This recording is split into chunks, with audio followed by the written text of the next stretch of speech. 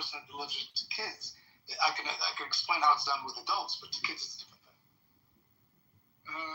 Back in response to Knight's original question, basically, the way I see it, yeah, it's definitely hindering things because there are some things that have become so politicized for no fucking reason that all of a sudden any introduction of them in schools is all of a sudden seen as like fucking horrible, the next like horrible totalitarian thing that's being put in, et cetera, et cetera. The evil left is trying to corrupt your children, blah, blah, blah. Like that type of like stochastic language is probably what ended up fucking over everything. With like X, Y, and Z is trying to corrupt your children. They're trying to corrupt your children. They're trying to trans your kids. All that type of shit. Like that set back progress so much because now you can't even have a fucking rainbow in class without somebody being like, oh no, the trans gay just went for my child. Oh no. Like that's it just for the point that always relates about snowflakes, it seems like they get triggered by anything that has a rainbow color scheme or that may be related to the gays, and that all of a sudden their children are too soft to walk in a world where two dudes might kiss each other. Oh no, how horrendous. Okay, I'm going to intervene here just for a moment. As I said when I started the room, I have a hard time. I'm going to have to leave in 15 minutes. And I want to go ahead and provide my closing. YouTube, somewhere between 3.8 and 4.5 million subscribers. There's been some speed up those numbers. 863 million total video views as of August 6, 2025. I find this part You doing her last related to the question how to fix K-12 education. The consensus is something else, but there's no definition to something else that we can wrap our arms around. Okay, if we get specifics, there's a slight majority. Just the three.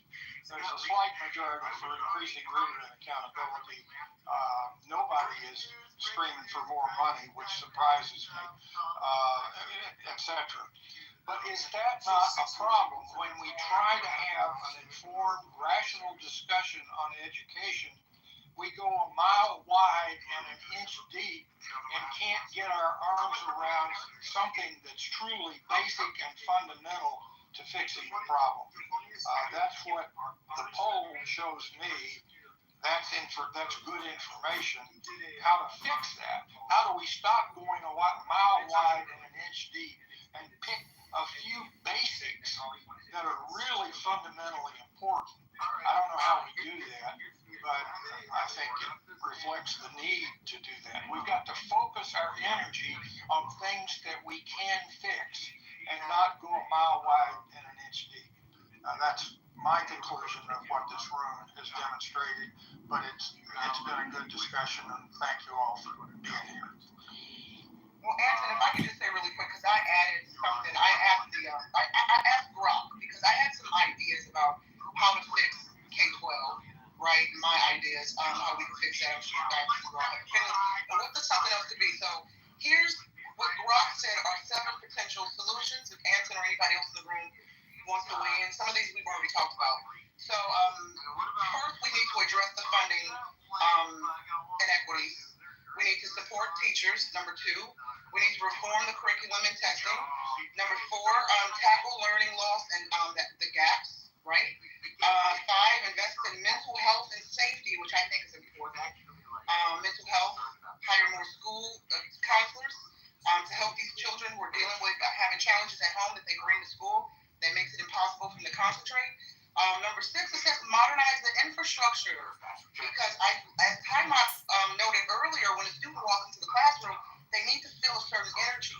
And part of feeling that certain energy is the safety that the teacher provides, how the classroom is, decorated or organized, how bright it is, how colorful it is, et cetera, et cetera. The aesthetic of the classroom helps, right? And then, of course, the overall building is, And like if she basically is insisting that that's the truth, yeah, she could drive this thing out.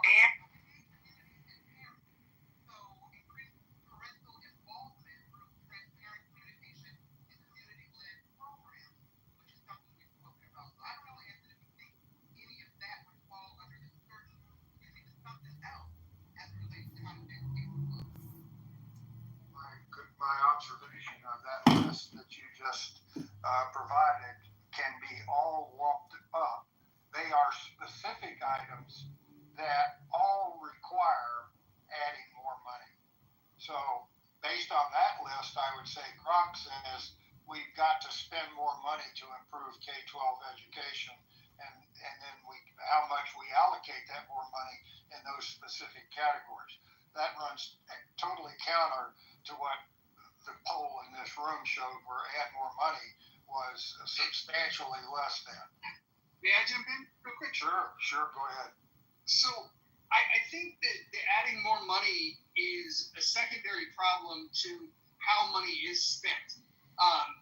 What we know is that in a public school system, you have pension where a lot of money goes, you have the construction where a lot of money goes. Very few dollars actually get into the classroom. And so this is why school choice, I'm sure Joe B. made a pretty good argument for that. I was out doing other things, so I couldn't participate earlier. But here's something that people don't talk about is the way that we structure the classroom in the first place. We've decided that, if you were born in this year, we're going to put you in this grade.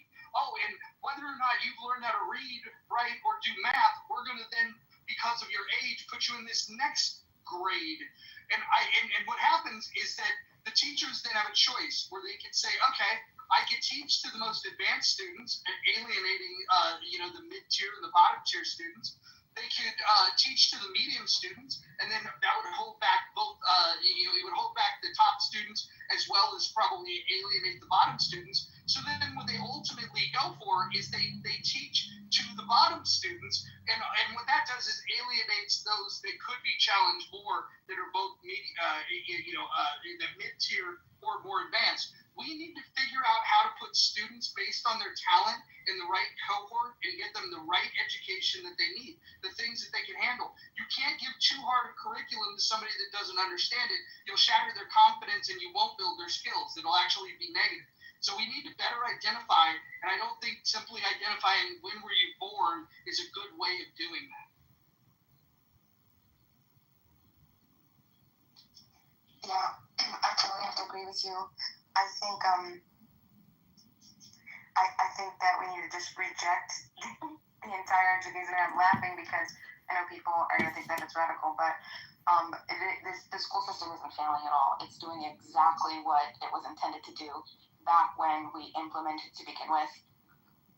We don't like to admit that. We don't know. I mean, it's been hidden from us largely, and we've been indoctrinated, right? If you feel like your little reticular activating system right now trying to reject everything that I'm going to say, I'd ask you, where did our system come from? What was it modeled after? What was the actual implementers of this school? So what was their listed intention? It's documented. It's all very, very open and public, and it is. They wanted to keep us obedient. They wanted to get people into these structured areas to be able to teach and indoctrinate us. That's the conformity. Everything that our current system implements as any type of public education system, anything that you see that does the opposite, that talks about the best models of education, have nothing to do with where we're at. It has nothing is in it absolutely at all. Like the grading system, all of that thing, what Mojo was just talking about. I pulled up real quick because I thought that this was interesting. This was let's see. Your idea real quick and our idea real quick is probably different. Can you hear it up? Thank you. Yeah. All right, so six points of what our system, this is exactly what we're working with right now and what we have implemented, and we continue to think that we just need to throw more money at. Can I help you while you're looking? I'll just say this. Yeah. We built a school system for a world that was going to prepare people to work in factories. We no longer live in that world, but we still have the same school system. The slow modifications that they're making are not keeping up, and the world is about to change in more dramatic ways in very rapid fashion. And so if we didn't keep up from the 1950s till now, heaven help us with the advancements that are going to take place in the next 5 to 10 years. We need to really prioritize this shit. We got to do it quickly. Go ahead. Sorry, I'm looking through my PDF and I can't find it. He already told you. Why is it always the most redundant people trying to speak on education as if they own it or something? Okay, here we go. So the 6 points. Now, if you don't know who Inglis is, INGLIS, I invite you to look him up. But here are the listed functions. Okay, the number 1, the adjustive and adaptive function. Schools are to establish fixed habits of reaction to authority. This, of course, precludes critical judgment completely. It also pretty much destroys the idea that useful or interesting material should be taught because you can't test for reflexive obedience until you know whether you can make kids learn and do foolish and boring things. 2, the integrative function. This might well be called the conformity function because its intention is to make children as alike as possible. People who conform are predictable, and this is of great use to those who wish to harness and manipulate a large labor force. 3, the diagnostic and directive function. School is meant to determine each student's proper social. This is done by logging evidence mathematically and anecdotally on cumulative records, as in your permanent record, and everybody has one, right? The differentiating function. This is 4 out of the 6. Once their social role has been diagnosed, children are to be sorted by role and trained only as far as their destination in the social machine, as in the social machine merits, and not one step further. 5, the selective function. This refers not to human choice at all, but to Darwin's theory of natural selection as applied to what's called the favored races. In short, the idea is to help things along by consciously attempting to improve the breeding stock. Schools are meant to tag the unfit with poor grades, remedial placement, and other punishments, clearly enough that their peers will accept them as inferior and effectively bar them from the reproductive sweepstakes. That's what all those little humiliations from the first grade on were intended to do. And the last function. The social system implied by these rules will require an elite group of caretakers. To that end, a small fraction of the kids will quietly be taught how to manage this continuing project, how to watch over and control a population deliberately dumbed down and declawed in order that the government might proceed unchallenged and corporations might never want obedient labor. The school system is doing exactly what it was supposed to do. They're looking for solutions, though, B. Okay, that's good. So the solution is full decentralization. What we had when we started our education system, our children, we were way more educated in the early 17 and 1800s, way before compulsory school laws and any type of. Do you know how exceptionally high the literacy was? All of our founding fathers, Washington, Franklin, Jefferson, right? Where did they get educated, right? Were they at home or were they in public schools? No, Bima, you're correct, but we got 9 minutes to wrap this room up. But I want to give you an illustration of this. So Bima, 895 times 1,000. Go. For fuck's sake. Oh God, come on, bro. Time's up. No, listen. I just wanted to illustrate the point. She's correct. I'm agreeing with her, by the way. I'm agreeing with her in a. Oh God, that was a little punchy way, but she made a good point. And I just wanted to illustrate it with a little exclamation mark on it. We don't teach kids anymore. We can't even do simple math. But Roger, she didn't make the point. She just regurgitated something that somebody else said somewhere else.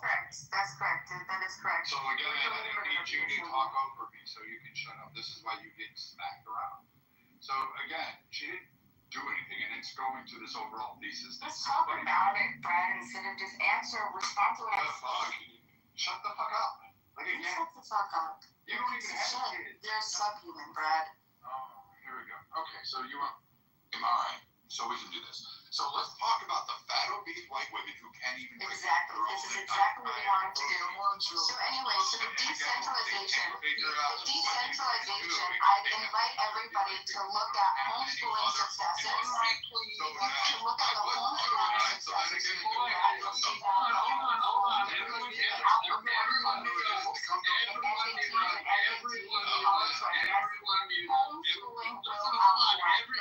Everyone mute up for a second. Listen. Vincent is going to listen to this replay and he's going to be very disappointed in all of us. Can we just like clean it up? You know who's going to listen to this, and then you know who's going to get shit? I'm going to get shit because the room went to hell the moment he left. And come on, you make me look. No, it was the fact that I was talking and the fucking obliterated obese Stay focused. Stay focused. Let Brad finish. No, like again, like we shouldn't. Focus, Brad. Respond. Stay on topic. So again, Give a little time for the child within you. Don't be afraid to be young and free. Undo the locks and throw away the keys and take off your shoes and socks and run you. these are not the people we should allow in society over when we they become sexual predators. And what really is, Time for the child within you. Don't be afraid to be young and free. Kitover, we've got John Kitover. Kitover in 16. Whale carcass of an ass. You have nothing to say. You're ignorant. You're one Your guessing is higher than honesty. You come in, you want to just respond. Illinois District 16. Help us. The Congressman, John Article. Add nothing.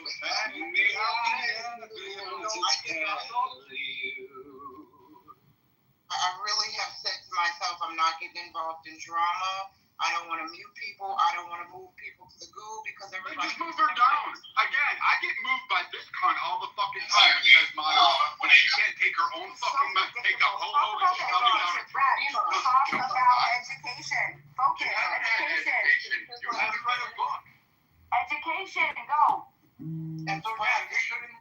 Baron White women sexual today. Brad, we're gonna give Brad the last word. Nobody interrupt. Brad, you're gonna take this away, and then afterwards, we're all gonna gently slide back into the muff, and we're gonna have some mojo positive vibration experience.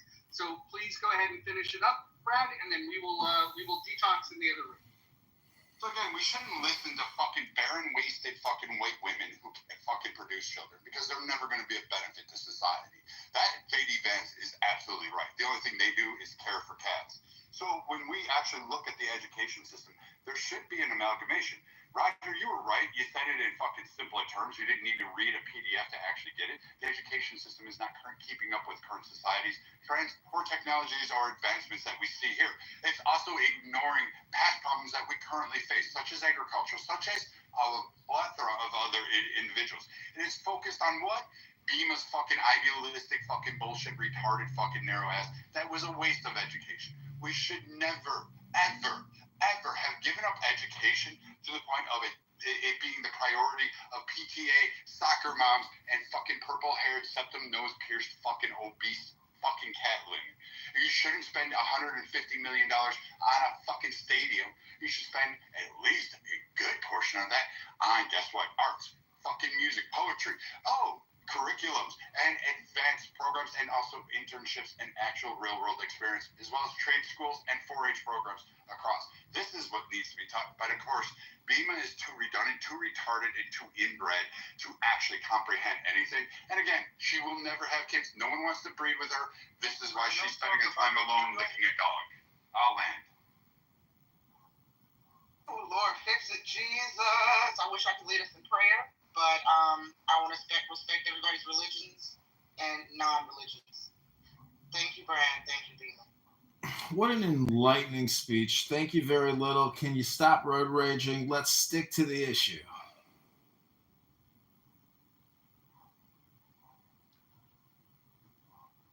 See.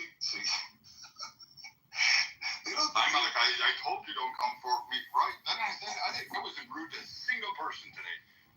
Yeah.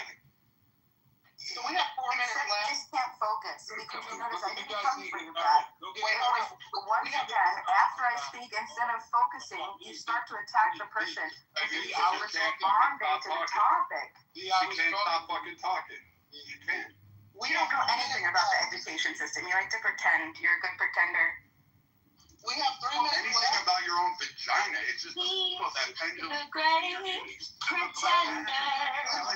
You're good at is fucking. Head on over to the mouth. Okay, hold on. Beema and Brad, hold on 1 second, please. We have 3 minutes left before we shut this down. And as Mojo said, gently slide them up. But you don't know if it's possible at this point. We hit her in the head with a bat and just fucking end it, and the world will be a better place. Does anybody have any final thoughts as we wind it down? One mic on time, please. Brad. What controls most of human patterns, their behavior? Is it the subconscious or the conscious brain? The subconscious. Right. How much percent? I don't know. Ask the doctor on that one. I don't answer questions. 95% is Different, huh? Anson would have been so disappointed. I'm gonna send him a message and I'm gonna say, hey Anson, if you've got any brain cells that you want to kill, listen to the last 15 minutes after you left. He's gonna, you know what he's gonna do? He's gonna tell me that we need better mods. That's what. But the truth is, it's like, if we're being honest, forget about who was involved. That was all my fault. I allowed it to descend. I could have modded differently and I didn't. Look, I had a fun day. I had a blessed day. I drove a car today, just within the last hour, I drove a car 170 miles per hour. Wow. So, let me ask you a question. Were you It was a Ferrari 296. It was. Oh my God. Yeah, the straightaways at the Portland track are a little longer than the Seattle track, and man, this thing, it probably had a little more pedal left, but we got to the cones. Were you in the moment, Mojo? Were you in the moment? I was in a flow state. For sure. There you go. So how was the positive vibrations over there in the rational discussion group? Was it a good discussion before I came in and ruined it? It was an okay discussion. Those educational rooms, you always end up hearing the same people talk on them. And the chat was good.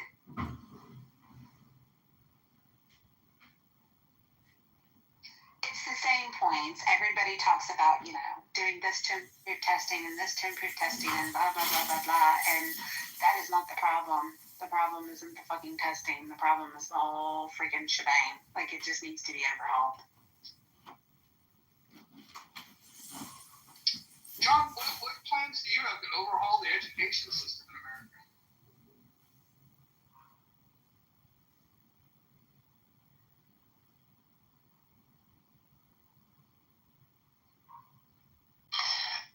Mojo. I don't know where John is, but what I was trying to articulate, it wasn't coming out well because it's something that I practice and adults practice. So I didn't know. I think differently than a lot of people. So when I was explaining, it doesn't land for them in a way where they can understand. I think so. That's why I just shut up about it. Yeah, Simon Sinek's got this thing about start with why, and he gets into people that think different. He talks about Steve Jobs. He talks about Martin Luther King, and he also talks about the Wright brothers and how their view of the world starts with they start with why. Why are you different, right? Rather than what you do and how you do it, why do you do it? And the people that change the world have a very strong why. That's right. So that's more along the lines of what I was talking about. That in the education system, there has to be a unity around what the why is. And I talked about what's important to people's daily life, their families, their environment, and beyond just their local area, right? It's not just the country. There's across the waters to other countries, right? The why is to develop a safer, healthier humanity. It's humanity, basically. So what Dr. Joe's work and what we're going to be talking about and applying in October it's going to be about that. That the children there'll be an agenda that is focused towards that goal.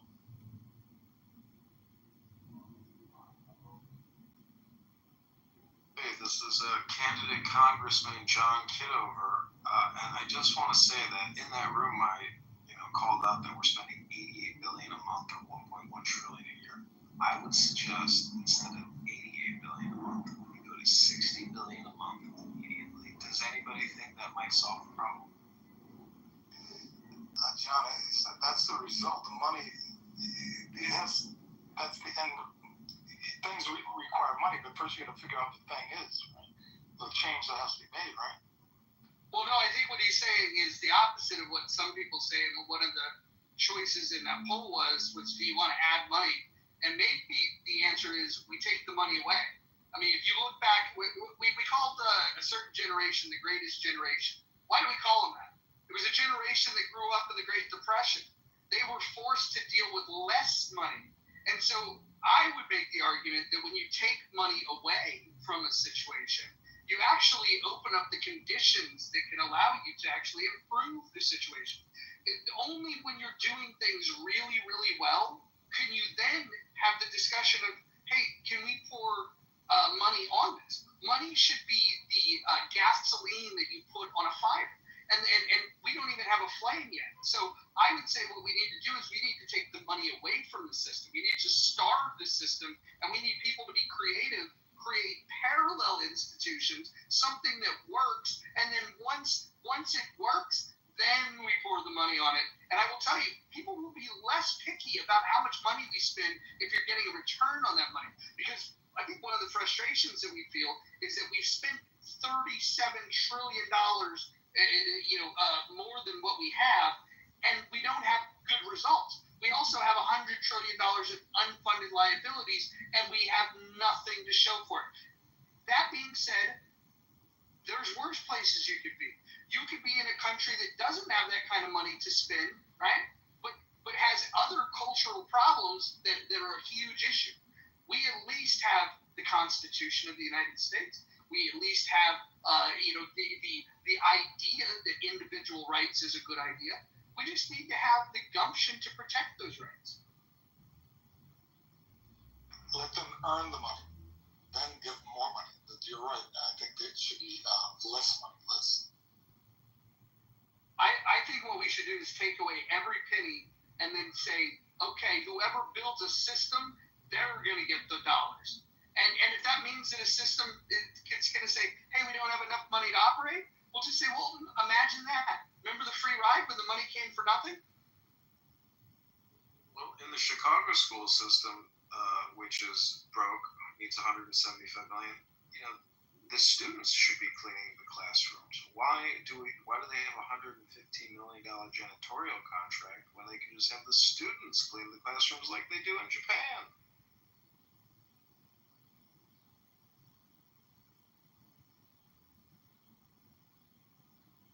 Or maybe the gym teacher. You can't use the 5-year-old in kindergarten fucking chemicals that mix and combine. Like, you don't want to give them Windex and freaking bleach and say, here you guys go, combine it yourself and then toss it in pine sol and that'll clean the floors for you. You really don't want to do that to a bunch of kids. How do they do it in Japan? All these federal offices where millions of federal employees work, instead of hiring crews of tens of thousands of cleaners, you know what? Maybe all those federal employees should clean their cubicles and vacuum around them and clean it themselves. No, I disagree, man. I once got called out because I would dip in my trash can at my federal office. And I got called out from someone else, like another person that worked, that was the secretary. I think what he's saying is if you do that and you don't keep your space clean, they should fire you. No, totally. I mean, but no, I mean, that's why they're there to clean, right? My shit was clean, man. Where I work, man, you can't leak documents out. So there was a case, and I forget the thing, where a school was actually having kids participate in cooking, which I think kids should learn to cook in school. I think it's a very noble and worthy pursuit. However, it's now become a risk because you can thank the fucking white women of the world, the obese white women. Because, again, in between eating ho-hos, they decided that their kid may have gotten scalded with hot grease, or maybe burnt their finger on a pan, or maybe, God forbid, cut themselves. That the lawyers that they went and screamed the most to, knowing that their kid has to have life experience, knowing that they have to actually do these things, they turned around and sued the schools. And so schools stopped doing simple things like that. We used to have gun ranges. The Soccer Mom Association has stopped that one. We used to have shop where they actually built lamps. That stopped because of the Soccer Mom Association. So if you really want to make those changes in the school system, you need to start with the obese white women that really do fuck up the schools for the rest of everybody else.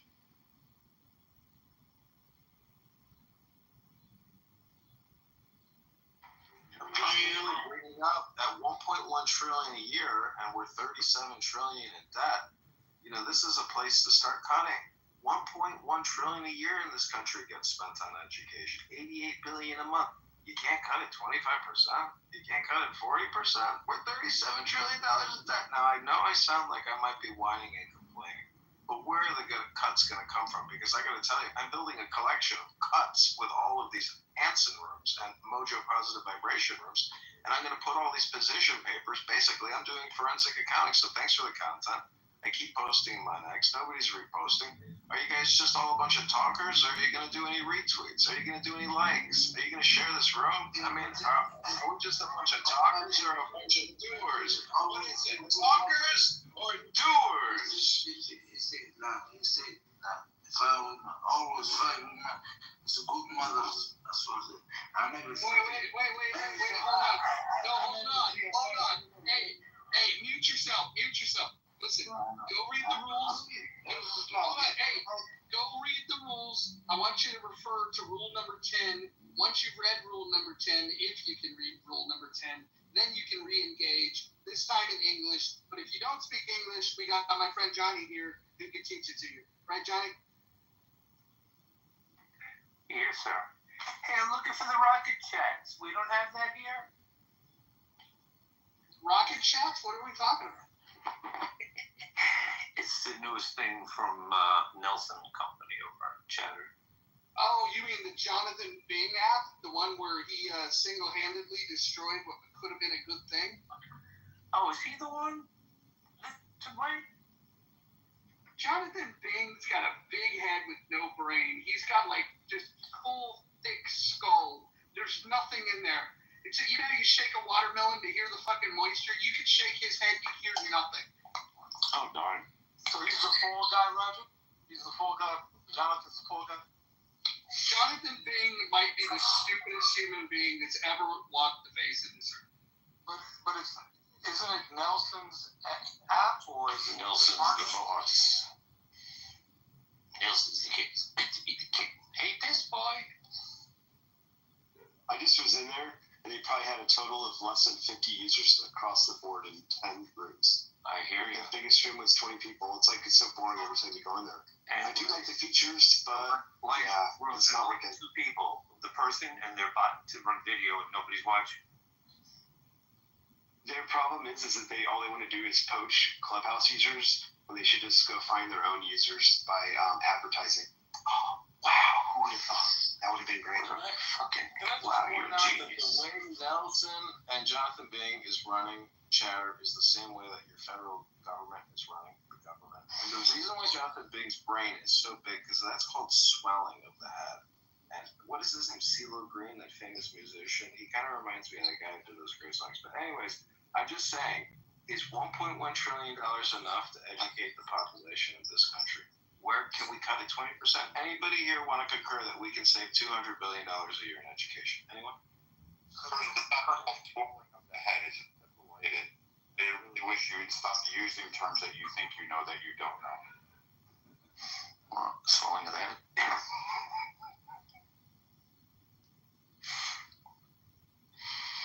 Anyway, I'm still hanging in over there, but I go there just to see what's going on. They have a couple good rooms at night. He's rounding up a lot of investor types, venture capital people having forums. I think he's trying to learn how to raise money. Well, you know what? Maybe we'll go teach him how to how to raise money. Maybe we'll go do a money bomb. Oh, you gotta mute up. Sorry. A little feedback there, buddy. Okay, cool. Yeah, maybe we'll go do a money bomb over on Chatter. We'll essentially walk in. We'll open a room. First of all, does everybody here have Chatter downloaded? Anybody? Yeah, I got it. Let me look. Let me double check if I'm still there. I don't even know. You may, if it's been a while, you may need to just uninstall it and reinstall fresh. Shit. That's right, Johnny, man. I've been promised. I've been in the waiting line since that Nelson guy promised I'd be since day one, man. It still says, hold tight, or whatever it says. It's like, fuck, man. I mean, I don't give a fuck that much about it. Isn't You know, it it's real really waiting? social fight anymore. You can just download it off the Yeah. App Store. You can just download it now, Gringo, from the App Store. Yeah. Yeah, straight Okay, up. Okay, everybody do this. Everybody go download the app if you haven't done it. Well, actually, let me take that back. Uninstall any versions you have. Install it fresh. Well, I was just able to log in, so it's good. Maybe you have to reinstall, whatever. But let's get one going. This weekend, we'll do a money bomb for John Kitover for Congress. And I would imagine that the people that are on Chatter will be thrilled to death that the app is being utilized for political campaigning. And we might even get some support from people that, that care about the country. Maybe there's people on that app that care about the fact that there's $37 trillion worth of debt. Maybe. Because there doesn't seem to be a whole lot of people on this app that care. The people that do care have already donated. John, how much money have we raised so far? We've raised $1,100 in 48 hours for the campaign to elect John Kitover to Congress. Maybe what we should do is issue a challenge to Chatter and say, hey, 48 hours over in Clubhouse, we were able to raise $1,100. Let's see if this app has a higher caliber of donor, and then maybe we can shame them and challenge them to give more money. Well, have you seen how the rocket chat thing works? You can set like a goal amount. People can donate between $1 to $200. I think it is. You have to pay $20 a month to be able to get rocket tips. If you're a free user, you can't get tipped. You can tip others, but you have to be basically like a blue check mark. You have to be a plus member. No, that's okay. That's okay. That's okay. As long as he is. But that wouldn't allow us to be compliant with FEC regulations anyway. So we're just going to have to be able to post a link for them to go to the website, and they're going to be able to donate. We need to track these things. We need to be legal and legit. This is about rule of law. Yeah, and you'll save $20. And you'll get you'll get to keep the percentage of the money coming in as opposed to 50%, because 30% goes out the door to the App Store because it's an in-app purchase, and 20% goes to Chatter because they need the money.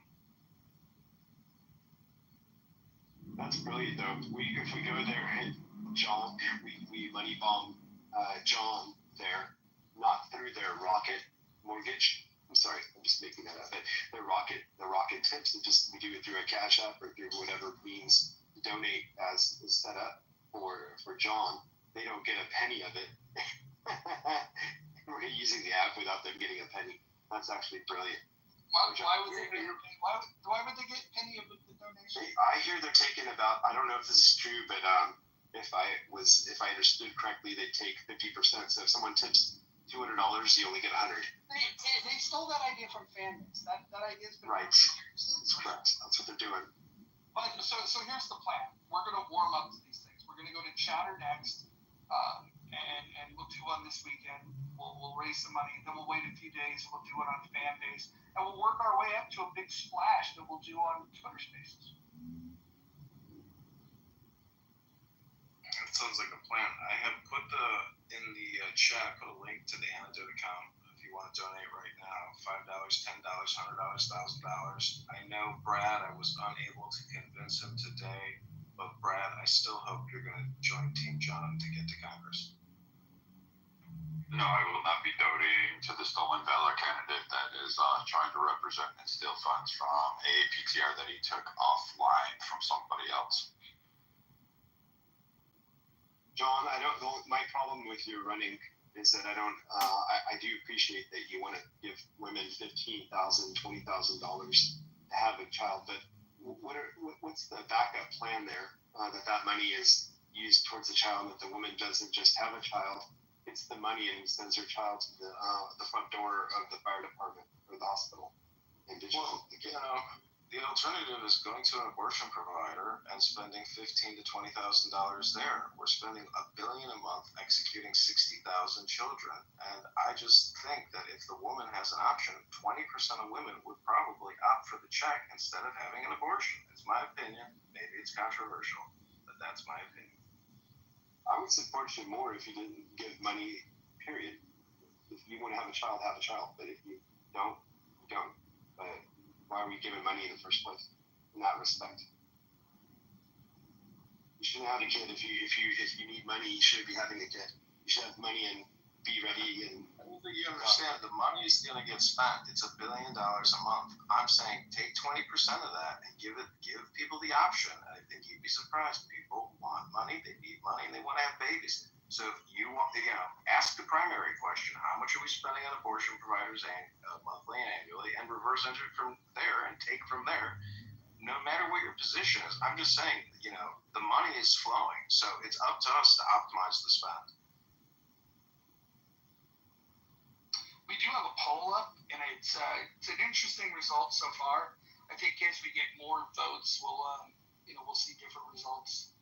Plus, this is it's not even 4 o'clock Pacific time yet, so we haven't really hit prime up yet. So for those of you that are here, we got 11 votes. Let's keep the votes coming in.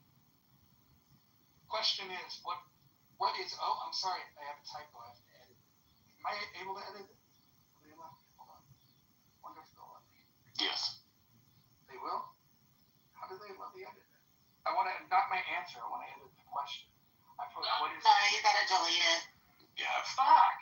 All right, but it's better than having a fucking typo, especially after we just spent an hour and a half talking about education, and I can't even fucking get my goddamn words right. This is ridiculous. All right. Don't be too hard on yourself, Mojo. It'll be okay. It'll be okay. It's because you've been a truant to my classes.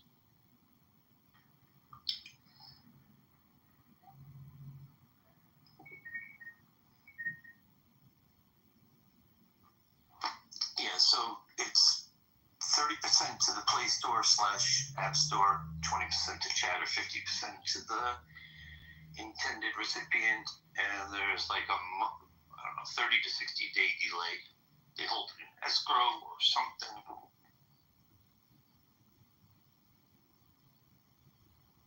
are you referring to the rocket system on? Yes. I'm no expert on it. I sent my first one to somebody the other day just to see if it worked, and it did. It cost me $1 plus tax. I have no problem saying this about Scatter and Nelson. Why does Nelson say let's talk about it? Shouldn't he say let's chat about it? Would that be more poignant to his Absolutely. Right? Absolutely. That's crazy to me. You should say let's chat about it instead of let's talk about it. Okay.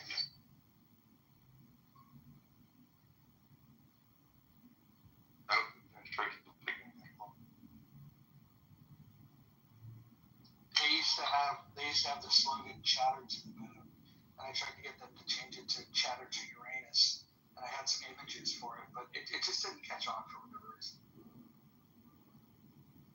Did you say scat? That's great. That's hilarious. Sean, did you say scatter, not chatter? That's what I Yeah. I was inspired by a friend called it Scatter, and I'm like, I like that. We should call it Scatter. That'd be actually, well, I'm not going to say names, but yeah, I give credit to someone else. That's not my original. I didn't come up with that. I just want to say that, I am running for Congress. I am a Service Connect disabled veteran, and Brad has been roasting me quite vigorously this morning. And I gotta say, you can look at my 2 PTRs here. This John account is me standing with Ron Paul in Los Angeles, I believe in 2012, when I donated, I think, $400 or $600 to his campaign. And I was invited because I was a veteran, and I got to take a selfie with him. And then you can see my other profile there. That's me when I was in 2005, getting commissioned at the Citadel Military College into the U.S. Army as an intelligence officer. So to claim otherwise, and plus I was honorably discharged. So if anybody wants to see my credentials, my DD-214, please come to me directly and don't rely on Brad's slanderous, libelous accusations. Bro, you may need to go to the European Wax Center and get your chest waxed. Just saying, okay?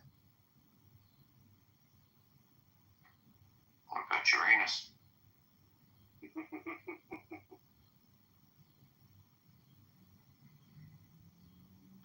John, you being in the Army is almost as believable as that there's a guy out there that wants to actually let Bima do oral on him. Oh dear Lord Jesus. It's sad when you've built your whole personality around just insulting others. I mean, like, could you imagine if Brad didn't stop insulting people, there would literally be nothing left. He would be nobody. He would be nobody. That's the only reason people like Brad. Is because Hold on. You guys might have got the wrong memo. This is the Mojo Positive Vibration Experience. You are welcome to participate as long as you're spreading good vibrations. So why did you cut me off when I got attacked first? Why didn't you cut off? Why didn't you go to the root source? Listen, I might be late to respond, but the response was important. Let's do this. Let's go around the room. We'll go in PTR order. We'll start with serendipity, and we'll just say something nice. Serendipity, go ahead. Get us started.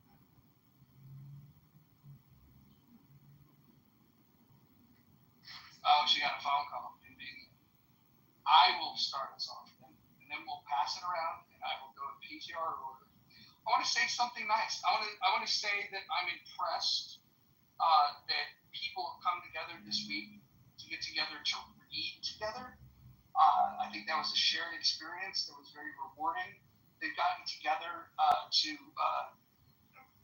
dig into their civic duty of giving money to a political campaign that they believe is going to help to change and make this world a little bit better of a place.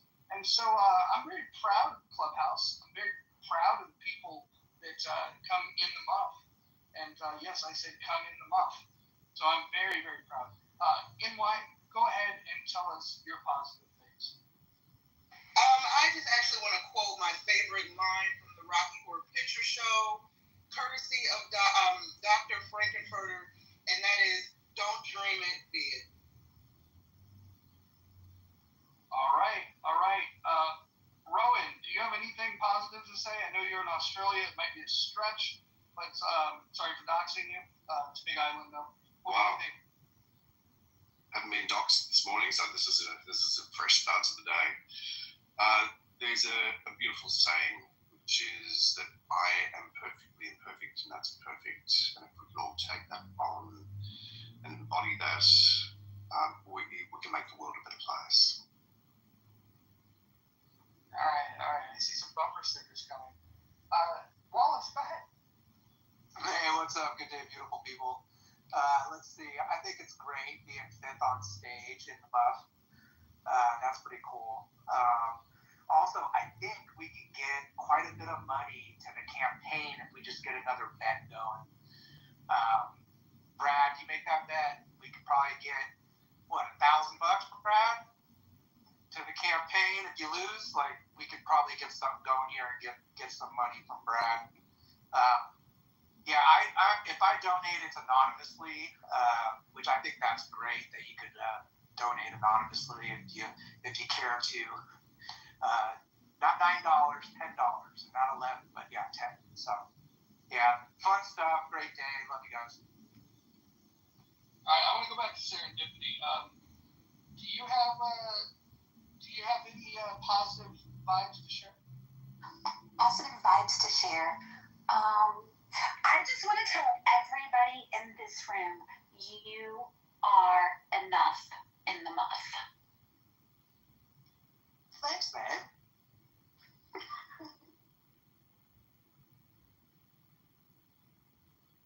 I've been told that before as well. You are enough.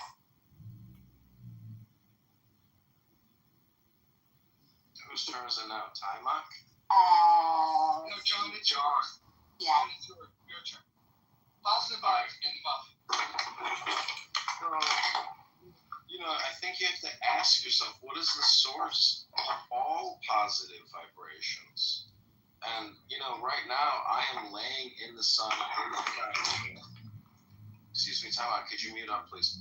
I'm laying in the sun in my living room, and I am absorbing super positive sunlight, you know, vibrations. These are photons. And you know what's interesting about a photon is a photon still has mass. And you know what I like to think has mass is our words and what we think and what we say. You know, they come out so quick, they disappear into the ether. They're a little bit like a photon, but I think our words have weight. And so, you know, if you're conscious or self-aware, you're aware of what you're saying. And as a candidate congressman for the 16th District of Illinois and a Service Connect disabled U.S. Army veteran, you know, I just want to say that positive vibrations are always now. That's the secret source. It's the NOW. And I hope right now you are relaxed, you are breathing, and you are at peace because, you know, friction causes disharmony. And, you know, negative speech, just like quoting RoboCop. I met Peter Sellers at Equinox. I met the RoboCop, and I said, "Are you him?" He says, "What do you mean?" I said, "Are you RoboCop?" He said, "I'm RoboCop."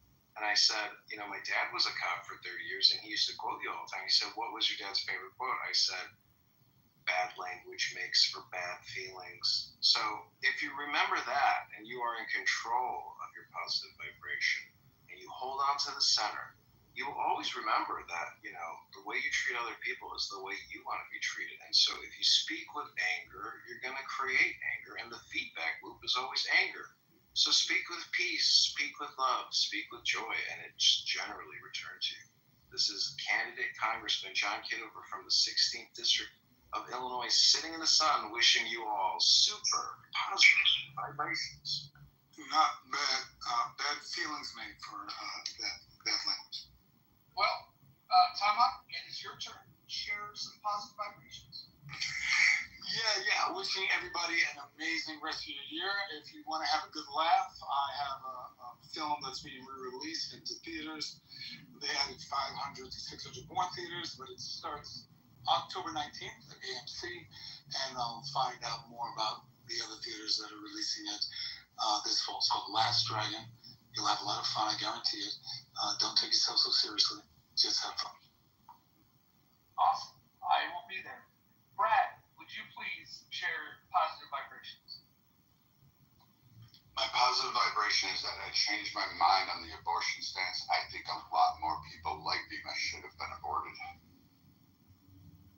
Well, okay. Positivity is reigning supreme here in the moment. Gringo, share your positive vibrations. Yeah, man, I'm just a good person that loves good things. Oh, there's that. Hey, That was positive. It was positive vibration. Sending you, look, I'm reciprocating your positive vibration. Very nice. Beth, positive vibrations?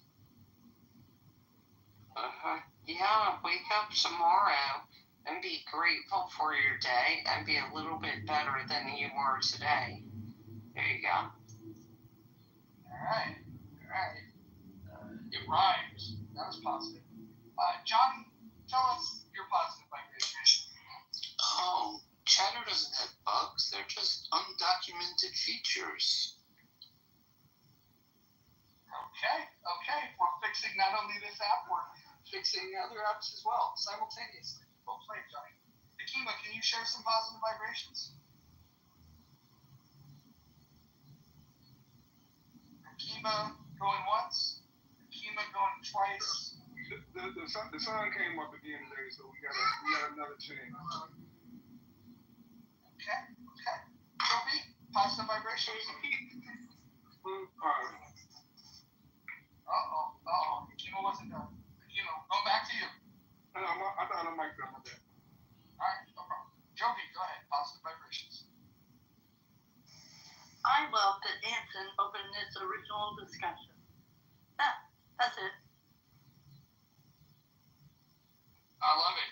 B, love to hear your positive vibrations. Just remember, everyone, when in doubt, breathe out. When you're in the muff, enjoy the moisture, enjoy the ride, and fly.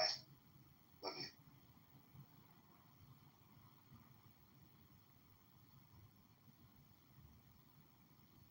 Okay. Ashley, it's your turn. Positive vibrations. When life sucks, there's always books to disappear in. Books, otherwise known as the world's greatest external hard drive. We learned that here. Marshall, positive vibrations. I'm doing good. It's late, but back to go out of town tomorrow. Buddy of mine from college. Married, so he's having his bachelor party. All right. Well, those are the positive vibrations. We're going to try to minimize the negative vibrations. But sometimes you got to keep them vibrations coming. Quite happy up here. We got a nice little poll going. Hopefully people are responding to the poll. For whatever reason, Matt Cool thought he was too good for the poll, hasn't responded yet. No pressure to Matt Cool. Beth is not responding. Ringo's not responding. Timeout's not responding. Ro, Wallace has responded. Did you just announce it, or did you announce it earlier? The poll has been up for a while, and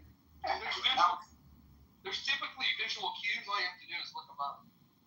Nice guy. What's that positive vibration? Well, I'm positive I posted it. Just a quick note, as you do your campaigning and fundraising, people like Rohan cannot give any money. Yep, we're well aware of FEC regulations, and in fact, until $5,000 is collected, there's no need to even properly file all the paperwork. So we'll cross that bridge when we get to it. But hey, you foreigners, you cannot give any money. We'll reject it. Oh, so Rowan, you can't write that $10,000 check. He might as well go ahead because it's all private from whatever. It's the biggest troll that's on this app right now. So if you go to the antidote page, the rules on contributions are at the bottom, and Abby is correct. Rohan would not be allowed to contribute. Please read the rules before making There's any a number of people and a number of entities that can't contribute. It's pretty strict, the rules, the congressional rules. And I mean, the civil penalties can be substantial. You mean like pretending you're a military veteran and soliciting funds under that name? The fact that you didn't even know what epaulets were and you called them pamphlets, which is absurd about your own uniform, and the fact you've never served as an officer, and then your PTR shows an E7 rank on your own fucking sleeves. Brad, you did this earlier today, and when everything that you disputed, there was evidence to show that those claims were incorrect. We've shared links. We've shared links in the chat of his experience, the time he spent at the Citadel, and at this point, I don't even understand what the criticism is, because you produced zero evidence to back up your claims, and you've been refuted with visual evidence as well as documented links that verify who John is and his background. So let's see. He said he was a sergeant in the Army, then went to be an officer through the Citadel. Cap bullshit right there. That he was a butter bar for 4 years. Again, cap bullshit. Doesn't work that way. Also, the uniform that he has on, cap bullshit right there. It originally said kitchen. That's why it was changed. And now it says Kitover. So either he's faking taking a name and using somebody else's, or which again would be stolen valor because he's raising funds under that guy's, which you would be also part of that conspiracy to do that if you actually know or willingly knew that. And then that's a federal crime. I hate to tell you that. That comes with actual repercussions. And so if you are collecting favors or gratuity or funds and utilizing the image of a veteran, and you're doing it under the name of the veteran, and you have not served, that is stolen valor. So no, This idiot Edmund, who spends his day with 20 phones in front of him in his underwear and living off of lithium and playing fucking EDC in the background and thinking dubstep is going to make a comeback. No, this motherfucker, if he did serve, he was discharged because he was batshit crazy, and he didn't go through the sit-down. He also couldn't even remember the first two sentences of the oath he took. Well, hold on. You could Google John Kitover Citadel, and you can. Okay, so why don't we bring up right now? She's got enough experience in the Army, and she's got contacts all the way through. She can go search this down, and she can go right down to the grit and make sure that who you're collecting funds for and this person on stage are the same person. We could do that game. I'm just saying, you take stolen valor and you're collecting money on it. That's a fucking problem I have. That's a line too far. I mean, you could actually continue to say Monica's a great looking girl. And no, that's not true. But I mean, stealing under a veteran's egg, that kind of, it's shitty. It's shitty. Brad, you making the claims that you're making and getting it proven to be untrue as it happened earlier today, I would just ask Abby. Abby, can you tell Brad what the consequences are for slandering somebody in such a way? I mean, it's going to be a civil case, so it's whatever the damages are. That's, it matters what state, it matters what the damages. So if you were to slander somebody and make an erroneous claim that he is committing stolen valor, and the evidence is proven, and then after the evidence has been shown to continue to repeat these things, I don't think a court would look upon that. Did Brad say it was his opinion? No, he was stating Brad, it as a statement. Did you say it as it's your opinion? That is absolutely my opinion. If to this idiot, go ahead. But this is the biggest troll and scam that's going to go through. This reminds me of all those early Clubhouse days where people paid for fucking courses on real estate and how to get rich. This is grifting. This is bullshit. You don't believe me? You can go ask Brian. You can go ask a number of people who are like, yeah, this is a completely crackpot made a fucking troll.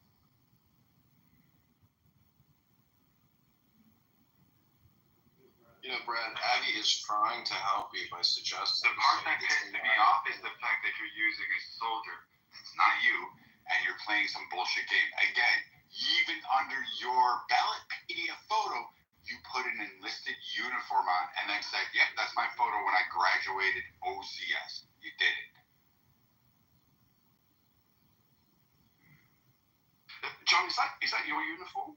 Or is it photoshopped? No, that's my uniform. That's my commission. That is absolutely your. Like, do you still have it? 100%. That's me. So you still have it? Go to John Instagram. Do you still have? I don't have the uniform anymore. You don't have the uniform. I didn't see it. Why not? How come? Well, I unfortunately went through a purge at an apartment. I was like, you know what? I'm gonna get rid of You got rid of your uniform. Yes, that's right. But you kept on. You held in your position. You hold 50 That is very unusual. You actually use votes. Hang on. John, one person. Wait a second. Yeah. Wait a second. Thank you. So you decided to be able to purge your uniform, yet you still have 52 mobile phones. I don't have my Citadel uniform either. I find that really interesting. I hate to tell you, but I'm not. I hate to tell you this too. I'm not on order, and I'm not holding up the uniform. No. John, you're not going to talk over me, man. Sorry. It's not going to work here. It's part of the rules. You really should check them out. And we're here for good vibes in the month, okay? I'm just highlighting that I find it incredible. Hang on. No, John. Let me just highlight this just very briefly. It is nuts that this guy has 52 cell phones, okay, but doesn't keep his uniform. Real quick, I'm going to jump in. Listen, if you guys don't like the amount of electronics that somebody possesses, that's totally your opinion. But when somebody is making a claim that a person's identity isn't their identity and trying to slander them, that you could be held liable for that. This is why we have rules around slander. And the fact is that if anybody in this room wanted to take more than like 35 seconds to Google it or Grok it or GPT it, you can find out what his record is. The fact is that the people that are making these accusations, all they want to do is create negative content on this app It's not based in any fact. There was a claim made that the uniform didn't say Kitover, and then everybody that was in the room fucking blew up the photograph. Because you guys corrected it. Incorrect. You and There's that picture on it. That's what you claim. That's what you claim. It's not true. Okay, I don't give a shit. This idiot, this fucking moron, this fucking idiot from fucking Chicago who literally spends his entire day trying to record rooms and does nothing else. He's not trying to. Who doesn't get Fruit of the Loom underwear and thinks somehow this idiot is going to run, who's now trying to solicit funds under a veteran. Again, I'm calling Cap. He can't even explain his own fucking uniform. He can't even determine an enlisted man's uniform from an officer's uniform. And apparently neither can you. Well, Hakima originally Hold on. I just want to say this. The interesting thing about this is that there are recordings of all of these rooms. Then play them. I want to explain something. They don't have to be played here. There's recordings of them. And if people are lying, if people are committing slander, or if somebody was crazy enough to lie about their background and file under a fake name and use fake photos, all of those things can be punishable by law. So here's the thing. You guys believe whatever. Anybody can believe whatever they want. You could also go Google things and you could do research rather than just creating content on here. But the fact remains is that with these truth claims that are being made, either John could get himself in a lot of trouble, or Brad could get himself in a lot of trouble. In either way, I would just say that before the people that are going to make judgment calls based on who they like on the app more, maybe you might want to do just a little bit of research so you don't end up making your fool out of yourself, considering that this is being recorded. It's being live streamed. The FBI can have access to all of this. Any court in America can have access to this, and people are talking freely about their claims. One person is claiming to have a background in the military, and he's running for Congress. Another person is saying that that's a lie. One of those two things is true.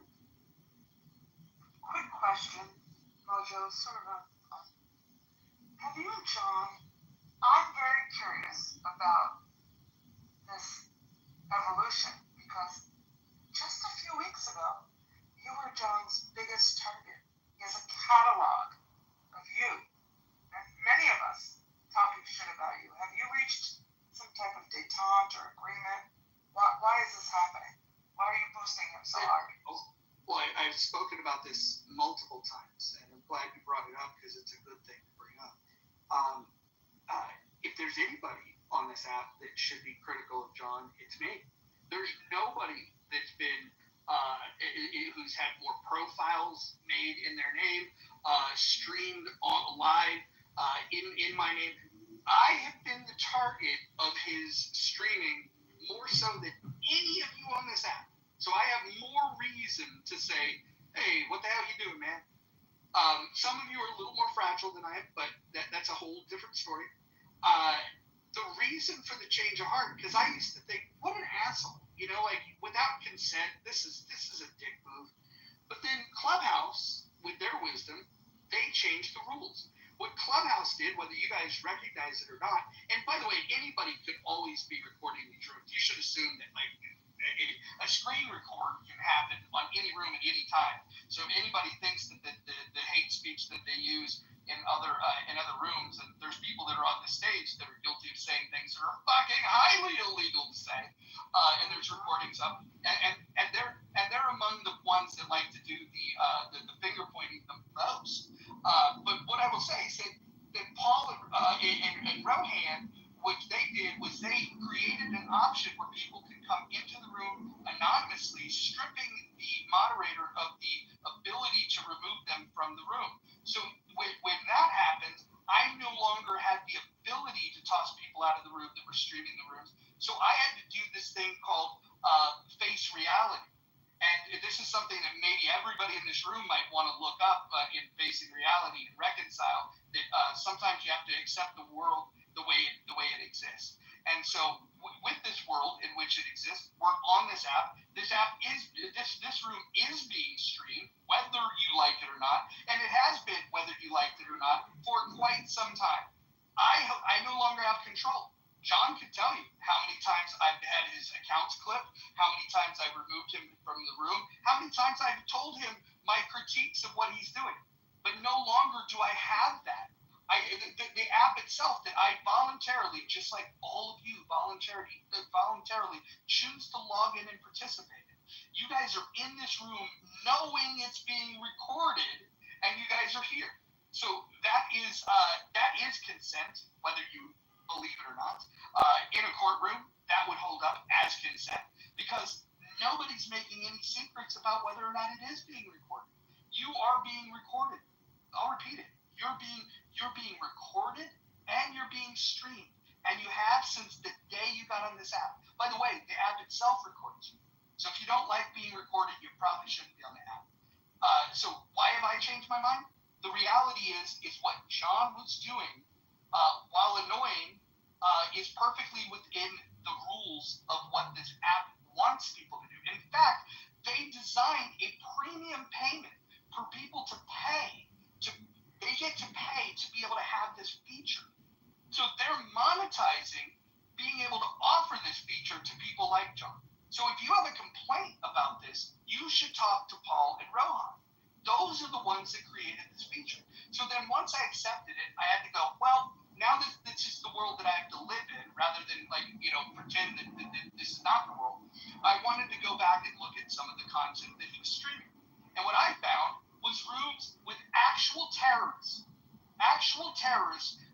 they were plotting terrorist plots, as well as conducting recruitment in terms of sex trafficking. You guys might be aware of those rooms. Maybe you're unaware of those rooms. But this is a service that John is providing that streams it, and all of you do-gooders, all of you anti-terrorist activists, you guys can look at this and go, wait a minute, here's somebody that is being able to stream and expose terrorists on this app, and you can now work with him to do something about it, or you can complain because you think it's a nuisance because he streamed and did something that the app actually wants him to do. I'll go ahead and just mute up right now, but if you guys want to get self-righteous about your right to privacy, you guys can stick it.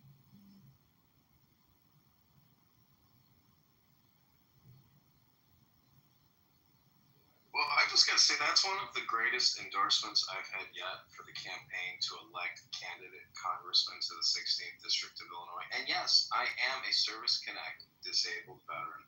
I finished as a second lieutenant at Fort Huachuca, where I was medically disabled for an injury. I served in the Army National Guard from 2002 to 2006. That's March of 2002 to August 2026. So get it right. How can we check that? Oh, I believe you, by the way, John. Thank you, Jane. I thank you for the support. But don't just believe me. Send $1 to the campaign. Jane, what's $1? What's $10? Give me $18. The link is in the chat, ladies and gentlemen. It's also in my profile. But, I just want to say, I'm having a super positive vibration right now. Listen, Brad is not the authority on my identity, on my life. Brad is an online social road rager who said yesterday, I don't even want to repeat what he said to you, James. So let me just sit here in my super... I'm gonna mute up. I'm sitting in the sun, experiencing a super positive vibration, and I'm just gonna go on mute. And anybody, I'm gonna stay on mute and meditate for 10, not 11. 10, not 9 minutes. Here we go. I'm going into a meditation. Deep, positive vibration meditation. Here we go. Hitting the mute button now. Deep, positive vibration is an actual vibrator. Shut your eyes, because that's about the only John, before you go into your meditation, can I ask you a question regarding your upcoming election or trying to get on the ballot? You still there, John, or are you meditating? Hey, Brad, when have you ever provided evidence that John isn't a veteran? I believe that. He said he's an officer, right? Go to Ballotpedia right now. Go pull up that and tell me what uniform is on that individual soldier that he used. He said he was an E5 in the Army, and then all of a sudden he now just told you he was in the National Guard, and he graduated as a lieutenant colonel, second lieutenant. What's the first part of the name of National Guard, Brad? What's the first part of that, Nate? What's it called? What's the first word? The 3 word. There you go. There you go. You got it, Brad. You figured it out. You're that retarded? Are you really that? God, literally fucking Army National Guard. Leslie, are you ass clapping? No, this is just Brad. Like, it's one thing to say that he's not the rank or that he's not an officer. Like, he's not, an officer. That's one thing. It's another thing to then say that he never fucking served, that he's not a veteran. Maybe it was just exaggerating that. Yeah, of course. Yeah. You know, troubles me. You can say stolen valor. You can't say that he's not a veteran. What troubles me is that if you served and that you actually got rid of your uniform, like I don't know any person who served that got rid of their uniform. I don't think, Sean, that you've actually talked to a lot of people that have served. So I there's know a lot plenty of of people that got rid of their uniform. Many again, so like this whole Fucking no, man. Wow, I swear. Can we just have one mic at a time? I was talking. Hey, she can't shut up. That's her problem. Her rich. It's the same people with the same problem. They should, in between whatever they had. Nobody wants to hear your bullshit. But I'm not just going to sit there and say, again, if he's claiming to be an officer, they still got there rich because you're retarded. He cannot say he went to the Citadel and spent 8 years doing all this. He also said he was enlisted, but that uniform that he was showing, which is an enlisted men's uniform, says that's what he got when he graduated the Citadel.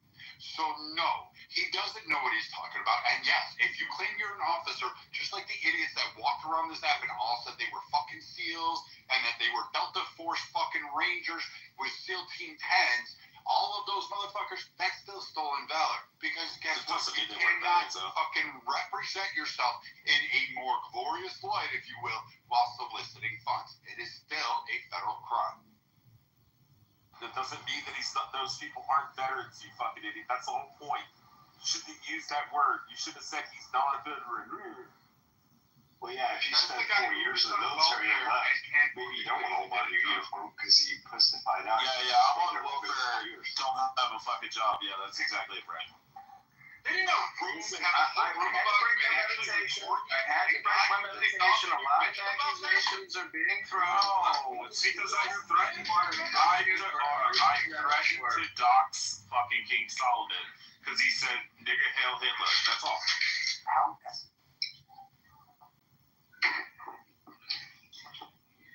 That was a quote. Hey, Brad. Still unacceptable. No. We've already went through this serendipity about Monica making quotes. One mic. Hey, Brad. If we're just saying this true, one mic. Guys, what's a little background noise? What's going on? Tarmac, is that you or is this somebody else? No, Moose moved it up. Yeah, thanks. Yeah. Hey, Brett, you've laid it out. At this point, you did what you're supposed to do, and you laid out what you were saying, and let everybody else sit with it. And I agree, Tarmac. I wouldn't. Like, you guys want to donate? You gave over $1,000. Like, I mean, it's not the worst thing. People gave like $100,000 on an app. Morons like Rich, like Bima, like others that fucking ran little fucking scams. Like, go ahead, give your money. I'm just telling you, he's not going to money. He's not going to win. He's not running, and he's soliciting funds. I didn't give any money either. Yeah, I don't believe John's actually running for Congress. I think it's just a troll. Shut up and believes it's crazy. I wondered about that because I've seen him on the apps so long, or it just isn't. And I'm not into politics. I'm learning. I'm coming into this room. I'm learning. But what does the congressman do? They go out and they raise funds. Isn't this what they do? They knock on doors. What do they do, Brad? What do they do, guys? Fill up funds or campaigning. You have to knock on doors to get elected. You actually have to have town halls. You have to have meetings. You have to meet your constituents. This motherfucker. You're breaking up. Is it just me? No, he's in the Matrix really nice time. No, it's just the Holy Spirit hates him. So Fuck your Holy Spirit. Hey guys, so the whole idea, Timac, is that they're supposed to represent their constituencies to fight for both federal dollars and appropriations and projects that exist within their area, as well as to represent the people on a national scale. However, you don't win on here. There's been many people who have ran campaigns on Clubhouse saying, I'm going to win, I don't know, Texas 5th fucking ward. And they fucking fail because guess what? They campaigned at fucking Clubhouse. You actually have to go to doors. You actually have to talk to people. You have to have town halls. And you have to actually have a platform. This idiot who spends his time with 20 phones in his underwear is not campaigning. He's not running for anything. And the only part that pissed me off about this troll is the fact that they were using a military service. If they had done anything else, I would have just played along with it and laughed my ass off. But because you're using a veteran, which will trigger a lot of other people who are service-related, service-connected, to donate, that part pissed me off. And Roger knows better than that because, again, I hold him and Edmund in the same category. This is bullshit. This is crap. Wait, John, did you serve in the military? Or did you get a Citadel or not? John, thank you, Rich. I'd be happy to reply to that question and completely refute what Brad is doing here. I graduated from the Citadel in 2005 as a second lieutenant in the United States Army National Guard Military Intelligence. That was my commissioning, and you can see, is it in my other profile? Yep, go to the other John profile on stage. That's John Kitover, aka me, and that is my commissioning ceremony. That's when they put the butter bars, those juicy, delicious gold butter bars on my epitaphs. And in the front of that Class A uniform, which is not a enlisted soldier's uniform, it's Class A. I think everybody has the same Class A's. And so, as you can see there, that is a military intelligence insignia on the front part of my left breast. Wait, so you're saying you were enlisted first and then you went through OCS? No, I did what's called the SMP, Simultaneous Membership Program. I did infantry school at Fort Benning in the summer of June to August of 2001. And then I was a PFC, then a specialist, then a sergeant in the South Carolina Army National Guard. And upon graduation from the Citadel, I was commissioned as a second lieutenant into the Illinois U.S. Army National Guard as a military intelligence officer. I worked on 18th Street here in Chicago, where we studied interrogations, linguistics, and then I went to officer basic school at Fort Huachuca, Arizona for U.S. Army Military Intelligence. While I was on duty serving this country patriotically in the deserts of Arizona, marching up and down mountains, watching illegal aliens cross the border, I was injured and I was medically discharged in August of I hope you guys are recording. In August of 2006, I am complete. What was the injury, John? Everybody, this is just a bunch of hypnosis. This is a bunch of hypnosis. Hold on. What was the injury, John? Listen, I'm sitting in a super positive vibration, and I don't want to violate my health, medical information, privacy. It's obviously a head injury. It was a head injury. Mental or physical? No problem. It's physical. It's not pretty general. So, John, it's all on the positive. No, that's all bullshit. You can't do that. But, okay, military intelligence at the highest level in the National Guard. Yeah, keep believing that one. Median intelligence and not muscle. Brett, what was your military service? I was just a bosun mate in the Navy, nothing more. Enlisted, or did you go up? Enlisted. You didn't go up through the Merchant Marine Academy? I didn't need to go to the Merchant Marine Academy. I just needed to go out and get my Coast Guard papers and then sign up as a sailor and then graduate. I'll take the course and pass those back to my day to get my mate's pay license so I could sail on ships over 600,000 gross tons.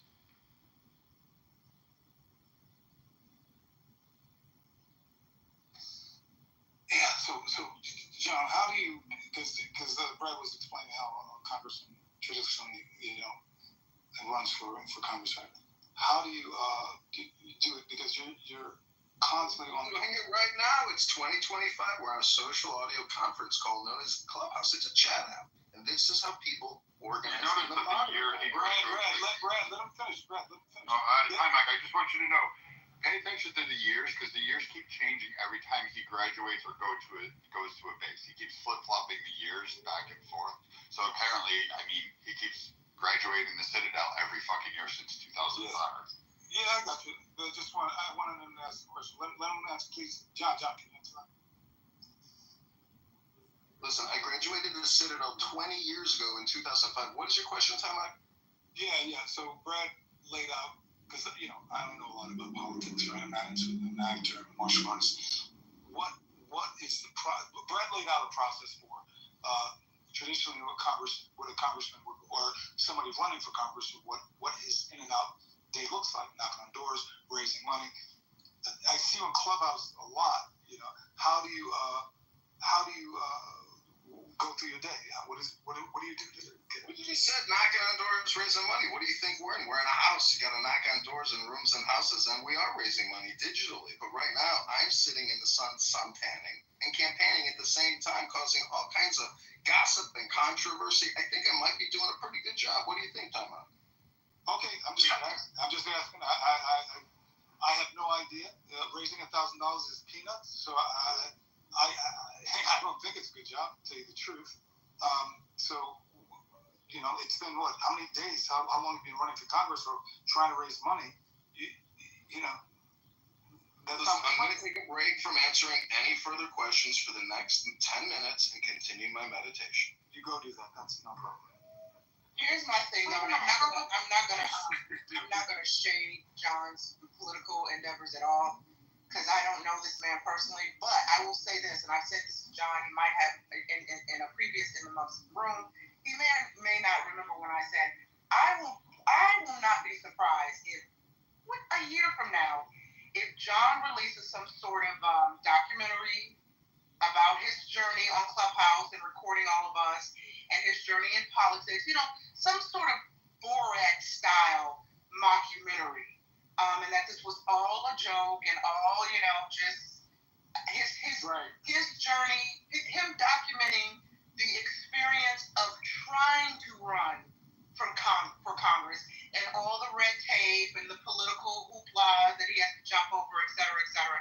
I'm not saying John is trolling us and that he's faking it, but I won't be surprised if we find out this has all been one troll social experiment for some sort of mockumentary about John's life.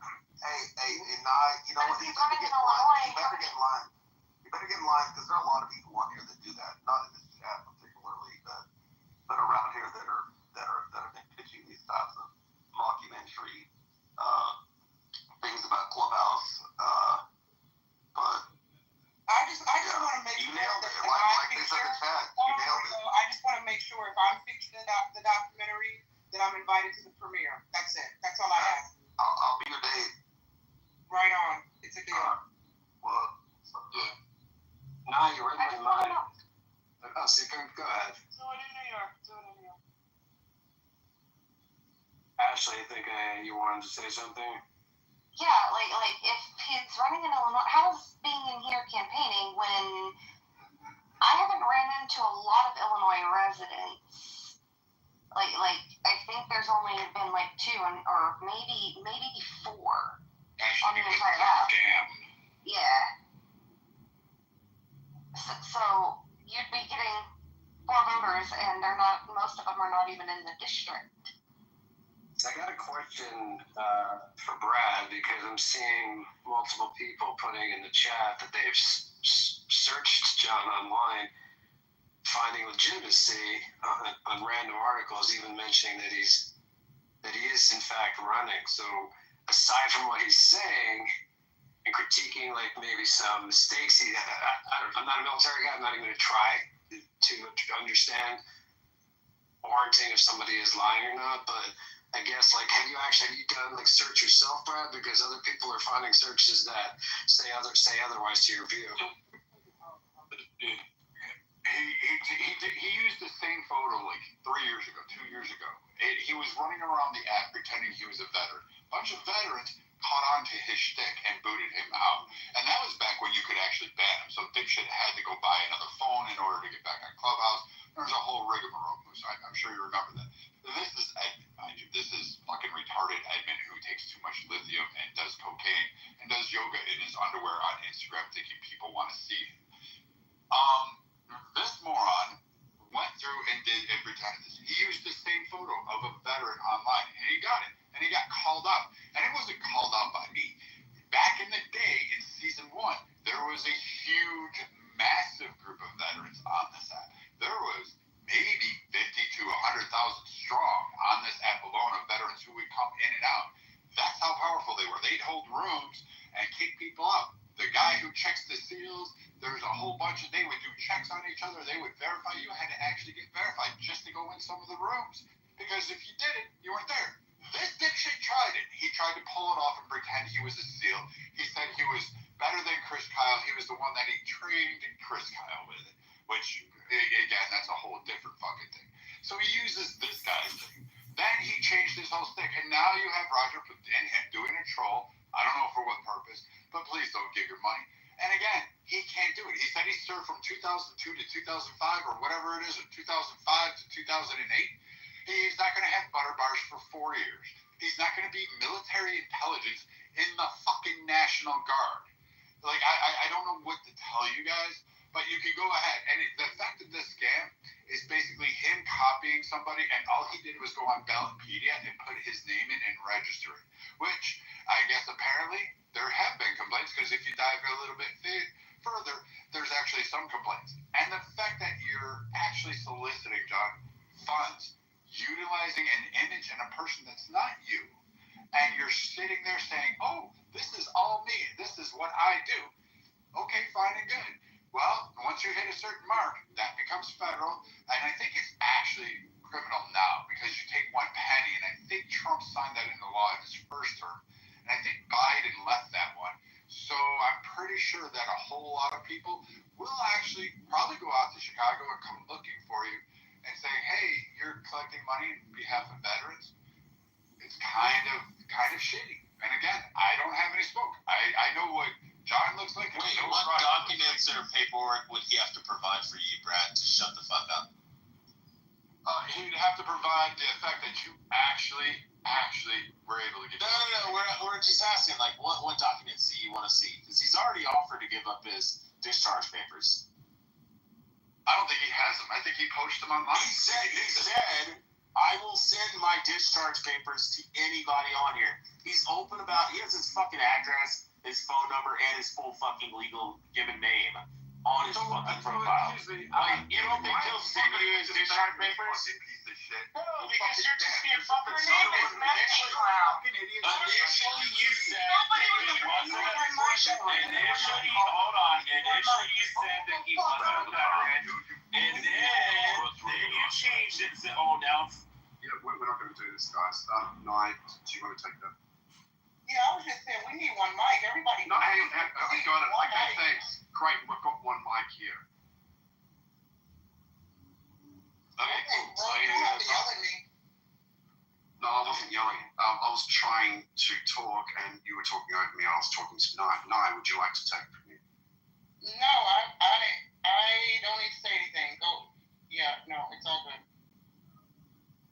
So initially you said he's not a veteran. Then you changed it to stolen valor. Rich, I think you're still it's just fucking moron. Again, you got called out for unemployment. You got called out for unemployment on that shit. And again, I don't take words from people as scam. You're one of them too. You're just up there with them. You got called out in a room, and people actually reported you to the Texas unemployment office because you were scamming that shit. Like you were scamming welfare, you fucking reject. Randy, notice like all the people you have grievances with, that there's a common Ashley's denominator. on this stage, right? Ashley, what did Rich get called out for? There's a common denominator, Brad. He was doxing Solomon and he doxed my. Hey, y'all know, I said that I could dox Solomon if I wanted to. Yeah. I never actually doxed anybody. If you Solomon even conceded. That's what we were. That was the discussion, though. I know Solomon even conceded that I did not dox him because his full legal name was on his Twitter account. That's his Twitter fucking name. Is his full legal name. And he had it attached to his Clubhouse profile. And because I used his full name, they're like, he doxed him. And I'm like, his Twitter account is literally his full legal name. Like, that's his fucking Twitter name. You know, Yeah, but until of them, like, using somebody else's PTR, like, bro, actually, if my Twitter account had my full legal name and I had it attached to my Clubhouse and you said my fucking Twitter fucking bio name, that would not be doxing. You would just be literally reading what I put on there. But it would be no different than me putting my entire fucking name in my bio and then being like, oh, that's doxing because somebody read it. Like, this is so stupid. We're not talking about the legal definition. And that's what Solomon conceded. So the question put to Solomon was, did Rich dox you? And he went, well, technically no. And because I explained, hey, his fucking Twitter has his full name. It's literally at fucking his name. That was kind of the whole reasoning behind it. No, it wasn't. I'm not saying you did it. I'm not saying you did it, Rich. Rich, I'm not saying you did it. Good Lord, man. I'm saying that was the discussion. That's why we dropped you. That's why he gets booted out of rooms. Okay, can I just say really quickly, please? Can we just have one mic? Can y'all not talk over each other because it's difficult for folks in the audience to hear everyone's submission, and it sounds like a lot of noise on the stage. So please, just one mic. Also had other people on the stage trying to contribute, and they can't even get a word in edgewise because everybody wants to talk all over themselves. So let's go back to the house rule and not interrupt each other. Wait, quick question to Baby in the chat. Is Nye McGee the new Jasmine? Baby, who is Jasmine? I'm curious. Who's Jasmine? Oh, you don't want to know, right? Time back. I don't care if you donate. Right, it's time on. Time back. I'm sorry, dude. I don't care if you donate. Donate away. I'm just letting you know. No, I'm not donating. This is a troll, and like idiots like Rich. If idiots like Rich are supporting it, you should fucking run. I've never donated a Pepsi to the man. I don't even think he's really running for Congress. I think it's a troll. But I'm not going to say he wasn't a fucking veteran. Like, if you want to say stolen valor, that's fine. But I'm saying, if he's willing to prove to you that he was in the fucking military, and you're like, well, I won't accept any of it. It's like, it's fucking stupid. If he's like, hey, man, I'll send you my discharge papers right now, that would prove that he was in the service. Guys, let's respect the room. They just asked us one mic. So, Serendipity Nairo, do you want to reset the room to have change the discussion? Because I think it's, what do you guys want to do? I just want to say right now, I'm so curious. Baby said, am I the new Jasmine? I asked, who's Jasmine? Somebody in the chat said, she's a bitch. And I'm thinking, oh, that's curious. So he heard my voice and thought of a bitch on the app. Great. Resetting the room. No. That's not what I meant. Okay, it doesn't really matter. Okay, everybody, PTR. I just took a photo of my military identification card from when I was a second lieutenant, everybody. PTR. So, guys, this is sliding into the mom. That's not his tech card. You got that offline. Hold on, guys. Let me just reset real quick. This is an after party to the education discussion we had earlier with Anson. Thank you for your service, John. Although it says John Zachary on the fucking ID, you idiot. I'm just amazed that I can't. Shit. It says John Zachary Kitover. Nice talking, guys. Hey, John. No, I'm going to let everyone have it. Go ahead, Brad. Again, Brad was wrong. Sorry. John, when a narcissist starts doing crazy making shit. It's not him. It's not fucking him. Okay, everybody, PTR. I just posted my Service Connect disabled card from the U.S. Department of Veteran Affairs where it says VA Healthcare Enrollee Service Connected. There you go, Brad. I hope you're having a great day. Brad, he's kind of... What do you got for that, Brad? Fucking dunking on you, Brad. Step up, Brad. Yeah, I just also confirmed that issue an apology anytime you want, and I won't shit, Brad. I also just confirmed. Look at my PTR. That's it. PTR. Refresh the page, Brad, and issue your apology now. One mic. Who's that talking? One mic on the congressman, please. Let Congressman speak. One mic. Go ahead, and then we'll go to the next. Yo, John, we don't see the card, the second one. It's on his other group. We saw it. It looks very legit. He's got like 3 or 4 profiles on the stage, so pull a refresh and you'll see it. So I have a genuine question for John. So I see now. Again, I'm gonna you say military private. I'm not gonna answer any more questions. I'm taking a break as I bask in the glory of this one-up over Brad. Look at the PTRs closely, everybody. Screenshot them if you must. But I assure you, I'm a veteran, and Brad has spent a whole day libeling and slandering me. I am complete. I'm going back to meditate. John, my question is not about your What did you announce to say, Brad? Brad, you know why I stand up for him? Because I know him off the app, you fucking idiot. Enough of name calling, guys. Come on, let's. I know. Rich, wait, Rich, you know John off the app, so he's legit. Yeah, I literally fucking text message and talk on the phone all the fucking time. I would just like to point out, though, that Rich just left 5 minutes ago. I don't know if he's really running for Congress, but I do know him. Well, if his name is really John Kitover, I can tell you that I have confirmed by the Federal Election Commission, there is a guy named John Kitover. I'm looking at the information right now, registered in the District 16 Republican Party, and everything is official. It is. Yeah, he used to also own a bunch of marijuana dispensaries in the Chicago area. Chicago. And this is directndc.gov website, y'all. Look, if Beto O'Rourke can be active in Texas, I mean, everything's possible. Can we hear a formal apology from Brad? Yeah, let's hear a formal apology from Brad. Go ahead, Brad. Rich, I think you should go back to and not give it a formal apology.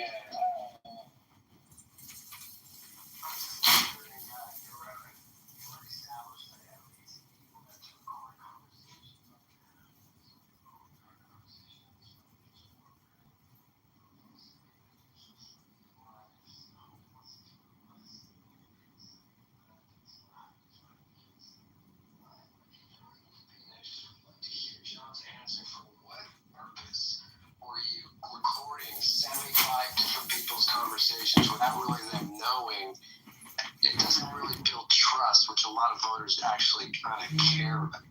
Well, guess what I'm doing? It's a duplicate. The Digital Surveillance Act, they're already recording your conversations on top of Clubhouse recording your conversations. So I'm just trying to save the voters money. Duh. So, John, I think you guys got this. Like, you can't possibly be running.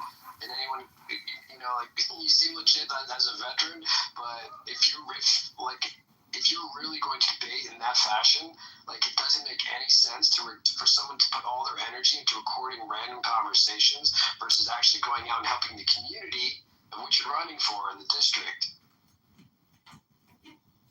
Yeah, it's for a mockumentary, and that's cool, John. I support your mockumentary. I want to add one another request to when the mockumentary comes out. Not only do I want an invite to the premiere, as you may or may not know, I've worked in the entertainment business for the past 20 years. Half of that time I worked as a celebrity news reporter. So I want at least dibs on when you do your big media blitz tour, please consider me for an interview. That's what you can do for using my likeness and image in your social experiment. I just wanna mention that if a dog named Buddy the dog can win and be the fucking mayor of Rapid Pass, Kentucky, John Kitover, yeah, that's my hometown area. That within 20 miles of there. So it was actually my cousin's best friend's dog who actually won. Buddy the dog won as the mayor, and then they had a potbelly pig and a donkey and a rabbit and all that kind of shit. They did fundraisers for it. So if that can fucking happen, then John Kitover could fucking register to run for Congress. Doesn't mean he's actually gonna fucking win. So who cares? Okay, John, explain to me who's Edmund. Y'all call him John and Edmund. Who the hell's Edmund? Long bullshit story. Yeah. Oh, okay, got it. Oh shit, Keaton's here. It refers to a street. Say something. Don't ask him about Elon Musk. Say something. It's interesting for it's interesting. They're very serious and illegal. So I wish we could get to the bottom. It's very interesting. Yeah, we're all. Wait, I'm gonna give it to Rich and Keegan. You guys, didn't Keegan try to hold the room saying I wanted to rape his 2-year-old daughter? Okay, let's ran from that. Yeah, but Rich and Keegan are the models that I'm going to. Here's something I'm going to tell you both. to go fuck yourself. And you know what, Keegan? When your wife gets back, have her come visit me because you know what? I'm sure she's going to be tired after having that many dicks in the African continent. Hey, Brad, real talk. Keegan has a great saying. Now is probably a good time to read the house rules. Keegan said that. One mic on serendipity, please. She's about to remind everyone of the house rules, please. Number one, no threats of violence. Number two, no doxing. Number three, stay on topic. Number four, keep your shares brief. Number five, do not interrupt speakers, especially mods. Number six, mods may interject when appropriate. Number seven, the N and the K words are forbidden on stage and in chat. Number eight, don't spam the chat. And that number seven includes quotes. Number nine, do not bring drama in here from other rooms. Number 10, English only. Number 11, keep families out of your mouth. And number 12, no speaking while eating. There we go. So I just want to say something that's really interesting. Like John, he's awesome. He's an incredibly intelligent dude, and whether or not it's a joke, it's interesting how irritable he's making everyone who thinks it's a joke. He doesn't sound irritable at all. He doesn't sound over dramatic, over erratic. He sounds pretty intelligent. So it's kind of interesting. John? Hey, real quick question, John, if you're there. Are you able to post a picture of you in your ceremonial Citadel fucking uniform? The one that you all wear for graduation? Thank you very much. So, John, can you please tell us what the meaning of psycholinguistics is?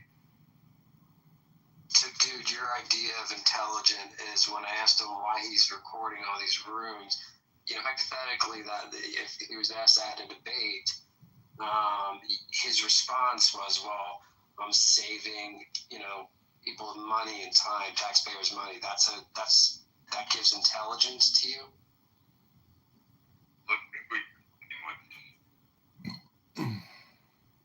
Guys, recording our outrage and our reactions and our hesitations to believe him is part of the social experiment. We're all co-stars and leading characters and guest stars of the social experiment. So our individual rage and opinions and reactions, this is all part of the project. We are non-scripted, non-union performers. Don't we get it yet? Haven't we figured this out? At least that's what I'm going on. John, again, no disrespect. As far as I'm concerned, you are legitimately running an honest campaign.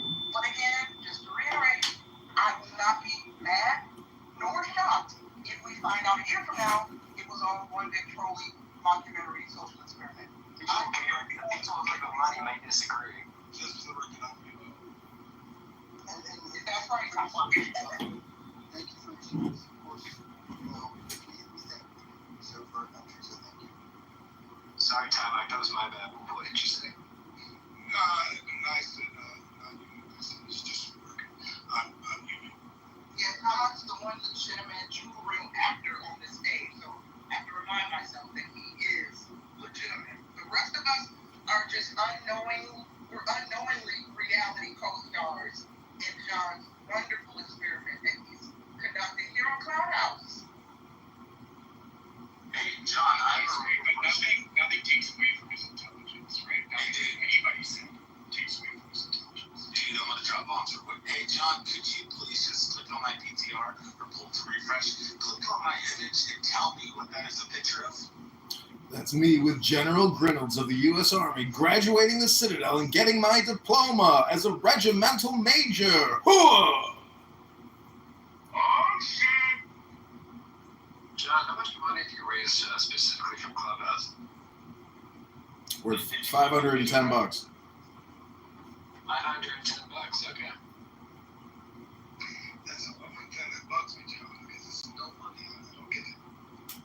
Gotta start somewhere, Time Mock. One step forward becomes a billion steps. The acorn becomes the tree. The micro becomes the macro. Where is your faith? All I hear are complainers. what's your goal? One might just return us to keep. One might they keep talking about your intelligence. $900. Come on. Well, let me make another demonstration of intelligence and go back to meditating silently for the next 10 minutes. John, what do you do for a living? Are you just retired? And just at home with 15 phones? I'm sorry, I'm campaigning for Congress right now. I gotta take a call with a campaign manager. I'll be back in 10 minutes. Okay. But it might be, that might be for real. Brad might say, he might be, he might be military, but that's as far as Congressman, I think it's all sham. Way earlier in the day, I don't know if he's actually military or not, if he was discharged from being retarded. I just know that right now he used that photo before, 2 years ago, and tried to scam people and said he was like some sort of SEAL team sniper on it. No, I was fucking with you guys. God, I don't even fuck. It's so funny. Figure it out. You guys paraded and harangued him, and he's like, yeah, I'm the best SEAL ever. I fucking killed a million people. You guys are like, $1 valor. Wait, how many years did he serve? Because I thought he said he would serve 4. So how does he have he was a butter bar for 4 years is what he said. That all So how do you know that many 4 years of service? That's not That's not what I said. And his things of graduation keep changing. He was an enlisted man for 20 years, and then he all of a sudden became an officer for 4. So again, his story keeps evolving. And stolen valor is actually claiming to be more than what you are. So that, and then you solicit funds. So if you say you're a SEAL, and you're not really SEAL, stolen valor, Rich, I know some pussy like you, who is Chris Kyle, like standing on the welfare system, thinking somehow you get it. I get EBT warriors like you that want to go ahead and side with fucking crazy retards like Edmund here. That's fucking weird. But I'm telling you right now, it's still stolen valor. Maybe he's just trolling. Maybe it's trolling. I think he's the biggest troll. Him and Roger are doing a troll for some reason. I'm telling my Republican, except for Rich and all the others, and Keegan, please, Keegan, give what little food stamp money you guys have. I know you're the type that goes out there and pours 2 liters of sodas out in the parking lot and then returns it for cash. Take all that money and give it to Edmund. The rest of you don't donate to this campaign. It still stands. He's not getting irritable or over dramatic, and regardless if he's running or not, he's pretty intelligent. Yeah, Brad, you're the one who's getting irritable and over dramatic. Where did Mojo go? What happened, ladies? Where did Mojo go? What happened to the campaign? He didn't get part of this or have his name, so he left Nye and serendipity and tried to. And actually, what I said, Brad, is I earned $234,000 as a crane operator in West Texas in the petroleum industry, working on doing tow preps and frac. And I made an extra $15 grand doing Uber on the side down in Midland, Odessa. And then I said I gamed the system a little bit. After getting terminated because I ran over a piece of metal and it cut 3 tires on the fucking crane. But I was also working 24 hours straight, and by our policy, we're not supposed to work more than 15 hours. Even though I was doing a little bit of fucking extra work for the fucking boss, he fucking busted me to corporate and said, well, I never fucking told him that he could work 24 hours, even though it was one of those wink, wink, hey, we gotta get this shit done, gotta get these fucking cranes moved. So I went ahead and took those since anyway. And when shit rolls downhill, and corporate starts asking your fucking branch manager, hey, why is this guy working 24 fucking hours straight? He's not allowed to do that. And he goes, well, I didn't tell him he could do that, even though everybody does. So again, what you just heard was literally Rich admitting to scamming the welfare system. Might as well. Everybody else fucking seems to die. No, exactly. Like, I took fucking, extra fucking help from the government. I think, But I also expressed that I was taking care of my dying fucking parents for the entire fucking year. Are you guys having a fight? Are you guys having a fight?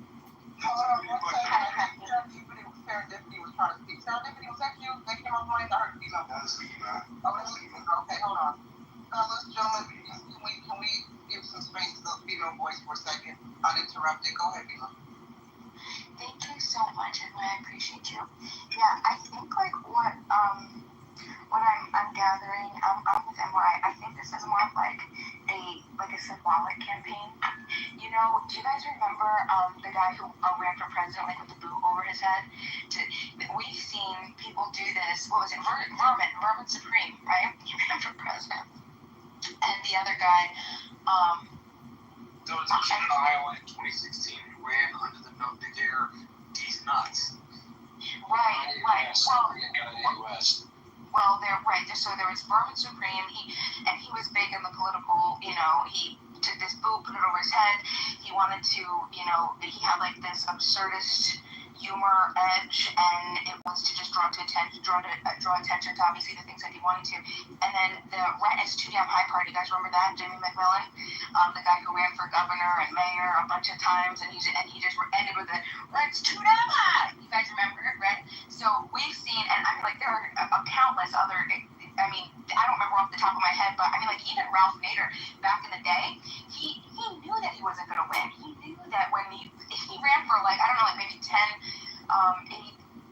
maybe about 12 years, out of a period of over 12 years he was running, and he knew that he was never going to get elected. And the idea was, and they asked him like all the time, like, well, you're not going to get elected. The point is to draw attention, to put pressure, draw awareness, and stuff like that. And I think that that's what he's doing. And I got to be honest, I think it's a great cause because, it's our financial system, and we are in stage 6 of the end of our debt cycle, according to Ray Dalio, at the end of a fiat currency if we continue to spend. So I think that spend unaccountable, whatever the way that we're going.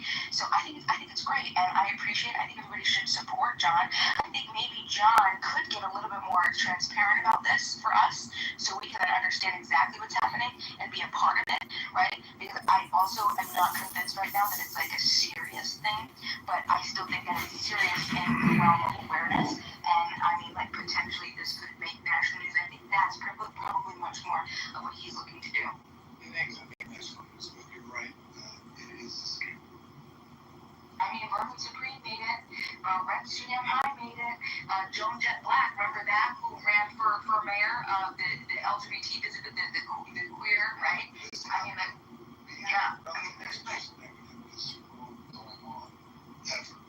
It's funny. It's funny, and John is funny. And when he easily irritates people, it's funny. Because it's not him who's getting all wound up, it's everyone else. And it really doesn't matter if he's running or not, because it's not him getting wound up, it's everyone else. And it's absolutely, I agree, Rob. I couldn't agree more. If the joke's on him, that's the gag. Might be true.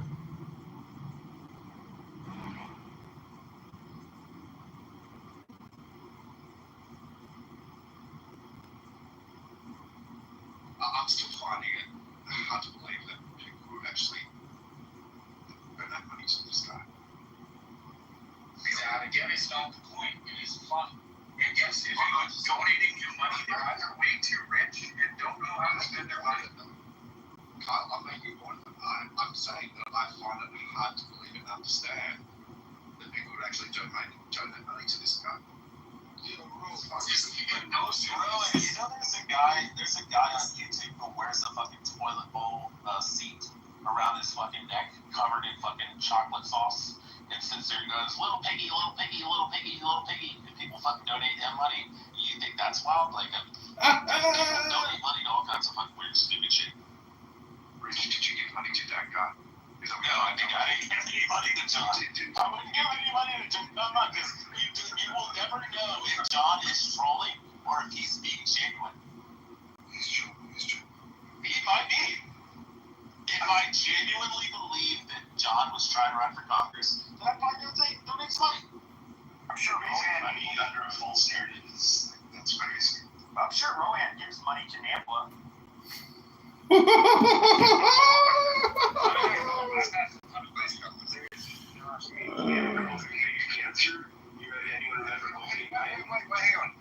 Sean, did you notice the last year?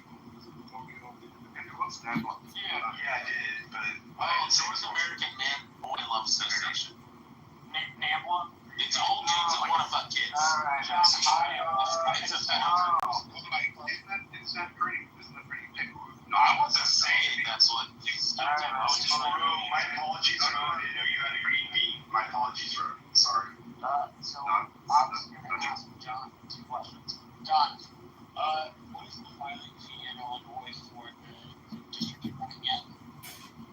It's charge? $0. So you just need signatures. They've literally done it any campaign filing phase. Correct. It's about 600 signatures. 600 signatures. Okay.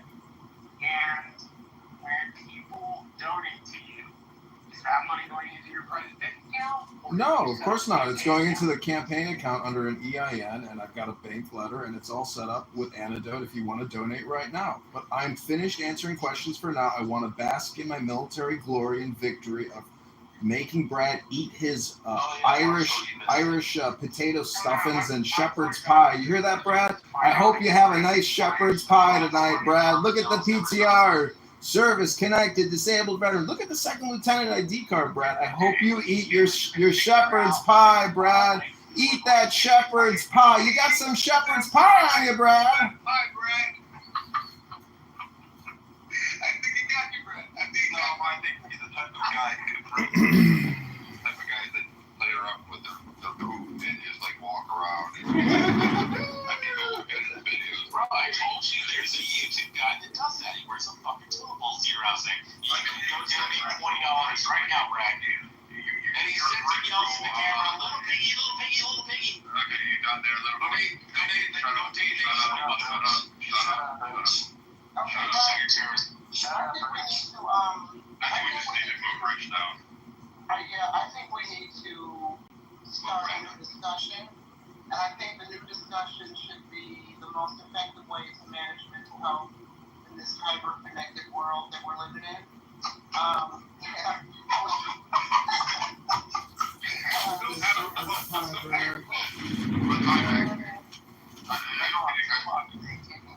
trying to create a poll, but it wouldn't let me create the poll. Serendipity, I don't know what I'm doing wrong. I was trying to create a poll, so you can help me out. I got you, girl.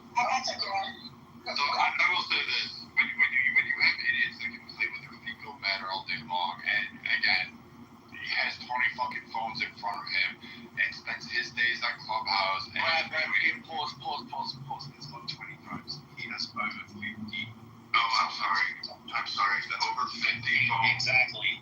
50 phones it spends his days since we've known him. Edmund, he's just been a retarded idiot. I don't know if he really served. He keeps changing his dates. He keeps changing his ranks. He keeps changing his story. All I'm saying is, most guys would have said they served. This guy's more of an idiot. I don't know. He could have taken somebody's ID and made it his own. I don't trust anybody because we've had that. Like someone said, we had a woman fake cancer. We had a woman fake her son getting kidnapped. And to the point where I almost went out to go looking for him to cut sign because he was, quote, missing. So that was their whole extent there. And I'm going to tell you something. I've never asked a dime from anybody on the staff. And I'm telling you right now, you give your money. I gave you the warning. I would not give it to John. I would certainly not give it to Edmund at all. You guys are fucking idiots. And you just heard the other idiot that's backing him up saying, yes, so what? I scammed the welfare system. Fucking great. You're bitching about tax dollars. Rich is emblematic of that fucking I got a tax return and I brought home $249 between Uber and my credit job too. So just, you're welcome. Donald Trump said best, take advantage of the tax system. It's built for us. Brad, would you donate $40 so I can get some party powder, for my birthday? It would be a good time. I'm being upfront. On this app, I'm going to John Kitover be on stage as a female. He used to have a female PTR. How many of you remember that? Yeah, we all remember that. It's Charlie even on this. Yeah, so that's interesting. On point. You're running from Congress, and there's a lot of things that are pretty messy there. I mean, how real quick question: Is a second lieutenant, is that a lieutenant or is that an officer? That's an officer. That's called an officer. A second lieutenant with gold butter bars is called an officer and a gentleman. Can we have one myself? Is there a second lieutenant with the White House when you first go in as an officer?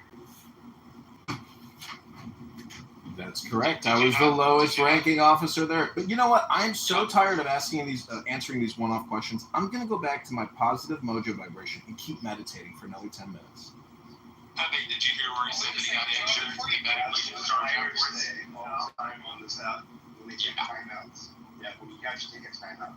John, before you do, because of your experience with linguistics and interrogation, can you explain to us what the word psycholinguistics means? I think maybe you might be better at telling us what psycholinguistics means. Please proceed, dude. Well, it's very interesting. How people speak actually can say a lot about them. And this is really, really interesting. So, based off of a person's lexicon and semantic comprehension and how they speak with a tone, cadence, rhythm, it shows a lot about their personality and a lot about how the bottom pitch, cadence, pitch boy. Okay, let's just have one mic, Pepe. I mean, like, so that shows a lot about you. That shows a lot about you and how you habitually think, actually, with your comments that you say on a regular basis. Guys, what I mean is bury it in your pooper. That's all you want. Hold on, we have a new poll. So wait a minute, because a lot of us in here are mental, and I say that respectfully. We have a new poll up. There's Clubhouse, Draw, and Type. Everybody please vote and be honest. Some of y'all need to select that first option. Yes, we are all mental. I know I did. Okay. Don, use all your accounts to vote. You know where you're going to vote. All right, so let's take some time and acknowledge the poll. Acknowledge the poll. And here we go. Yeah, let's kind of shift the conversation a little bit. Get off John's nuts just momentarily, fellas, if it's possible. Damn. Yeah, sure. Yeah, fuck all of you guys. You all suck my fucking dick. And all of the men in here are a bunch of sodomites. Eat a fucking... Well, okay, can we all excuse Pepe just for a second? I think he hasn't had his medication for the last couple of days. We need to be able to understand it and appreciate there are people with mental illnesses. And just have a little bit of grace. Okay. Go back to teabagging little boys' bicycles. So it doesn't need to be a mental illness. It just could be that he's overly perverted and he never gets laid. Let me ask some of y'all a question. Some of the guys on here who like to spar daily. How do you decide when it's time to take a break from Clubhouse or social media altogether? I mean, are there any signs you notice in the deterioration of your mental health or how you respond or react to people on this app? When do you know it's time to kind of log out of Clubhouse and not log back in for a hot minute? When it isn't supporting your bottom line, the bottom line is important. $900 campaign. The bottom line is, to take care of kids. Your bottom line, your career is shooting to the roof. And when you come on Clubhouse, it's not supporting that. That's when it's time to change. Well, I'm triggered by little things. Yeah, my bottom line is to give everybody hell. That's all it is. At night, my check is usually like when Kyle's mother wants to kiss me off good night or good day, and then I have to leave change on the counter so he can go ahead and get his milk done for his lunch money. So, that's when I realize, like, hey, maybe I need to take a break. Wait, who is funny how you say the same joke about the people. The one that came up and said, dude, who has the lisp and he talks in a very flowery voice and, he misses his dad. Brad, by the time this app burns to the ground, you will have ran through everybody's wife and mom, and I hope that we get a docu-series about that too. The Adventures of Brad's Penis, respectfully. Anybody else ever feels that Brad likes to project a lot? Yeah, Brad definitely watches a lot of porn, for sure. No, he's with him, so he can do whatever he wants with his dick. You guys, we're not going to speak about Brad's wife. That's triggering. Brad's I didn't do it. He said he's widowed, wasn't he? He didn't say anything about his wife. He didn't say this morning. This morning that Brad killed his wife, which he did say, Brad, this morning. Brad killed his wife. We're not going to. Keegan said that. Keegan said that. We're not going to rehash that though, because if Brad doesn't need it, nobody needs it. We just don't need to rehash it. He isn't talking about someone who's just respecting him. That's a word. Where is Keegan? I'm just asking a question, Nye. Where's Keegan on stage? Hold on, ladies and gentlemen. I want to add him. I want to welcome Anthony to the stage. Hi, Anthony. We got a great room. The education room today was really, really wonderful. Thank you for opening up that space. It got a little spicy towards the end there, so if you go back and listen to the replay, it got a little spicy, but we tried to reel it back in. It got a little off topic. But overall, I hope, I know you had to leave early. I hope you're proud of the overall discussion. Thank you, Nancy. And I don't know if there's a room for tomorrow, Anson, that you want to plug, and the topic you want to plug, and what time, and the name of the house. But can we show some grace and silence for Anson for a moment, please, gentlemen? Anson, the mic is yours. If you'd like to speak. Well, I listened to the replay. Holy shit. Don't fucking cuss in here. I already apologized to the old XJ yesterday for chiding him on that. But I mean, it got a little spicy. You're absolutely right, Ken. I'm sure I couldn't have done any better in trying to get back on topic. But anyway, I hope it was a good road for those that participated. I'm a little disappointed that we didn't learn something a little bit more concrete and reach some kind of consensus about something. That's the way it goes. Sometimes you win some, sometimes you lose them. So we'll keep on trucking. I have no idea what the room will be tomorrow. I'll message Roger and give him a suggestion or something. Probably early tomorrow. So see you guys around the block. What was that? Time on? Go ahead, time on. You did a great job, Anson. You just, when you're doing the room, when you're moderating, it keeps it above ground and mature. I guess when you left, I don't know. Roger. It just went south. Yeah, I hate that we didn't get a chance to talk about one thing I wanted to touch on was the failing, the ethic, this kind of ethical dilemma that many teachers are facing now, where they have to pass failing students, which really bothers me, and I was hoping we could touch on that. But maybe if we talk about this topic in the future, I'd like to get answers, maybe some of the educators' opinions and thoughts on why the public school system feels compelled to pass these dummies when they can't read and write at grade level. Everybody gets a passing grade. They don't want to fail anybody. So yeah, I hate that we didn't get to that, but maybe next time. Thank you, Nancy. Well, I would tell you that that is a huge problem, and I lumped it into that item on the poll called rigor and accountability. We must teach with rigor, and we must hold everyone accountable, which includes failing people when the right standards are not met. But, so we touched on it, but we can certainly dive a lot deeper into it in the future. But Anson, that's really racist. Why would you want to do that? Oh boy. Just so you know, Pepe said it. PP Herman. Yeah, PP Herman.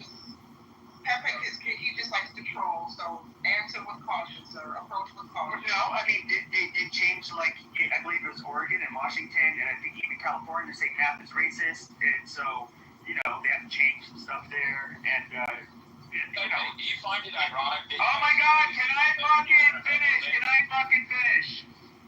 But, they did talk about the disparate outcomes between different groups of people, and so they want to create, equality of outcomes or some stupid shit. And so if one group is doing really poorly versus another group, that's a sign of inequality, and it must be addressed. Pepe, is that has that got a lot of speed? That's kind of in the past, isn't it? No, Washington, California, and Oregon. And you can look it up, dude. I'm not saying shit. I didn't say it's happening. I'm just saying, have we moved past that already? Nope. Well, I don't know if Hans wants to deal with that. Answer this question.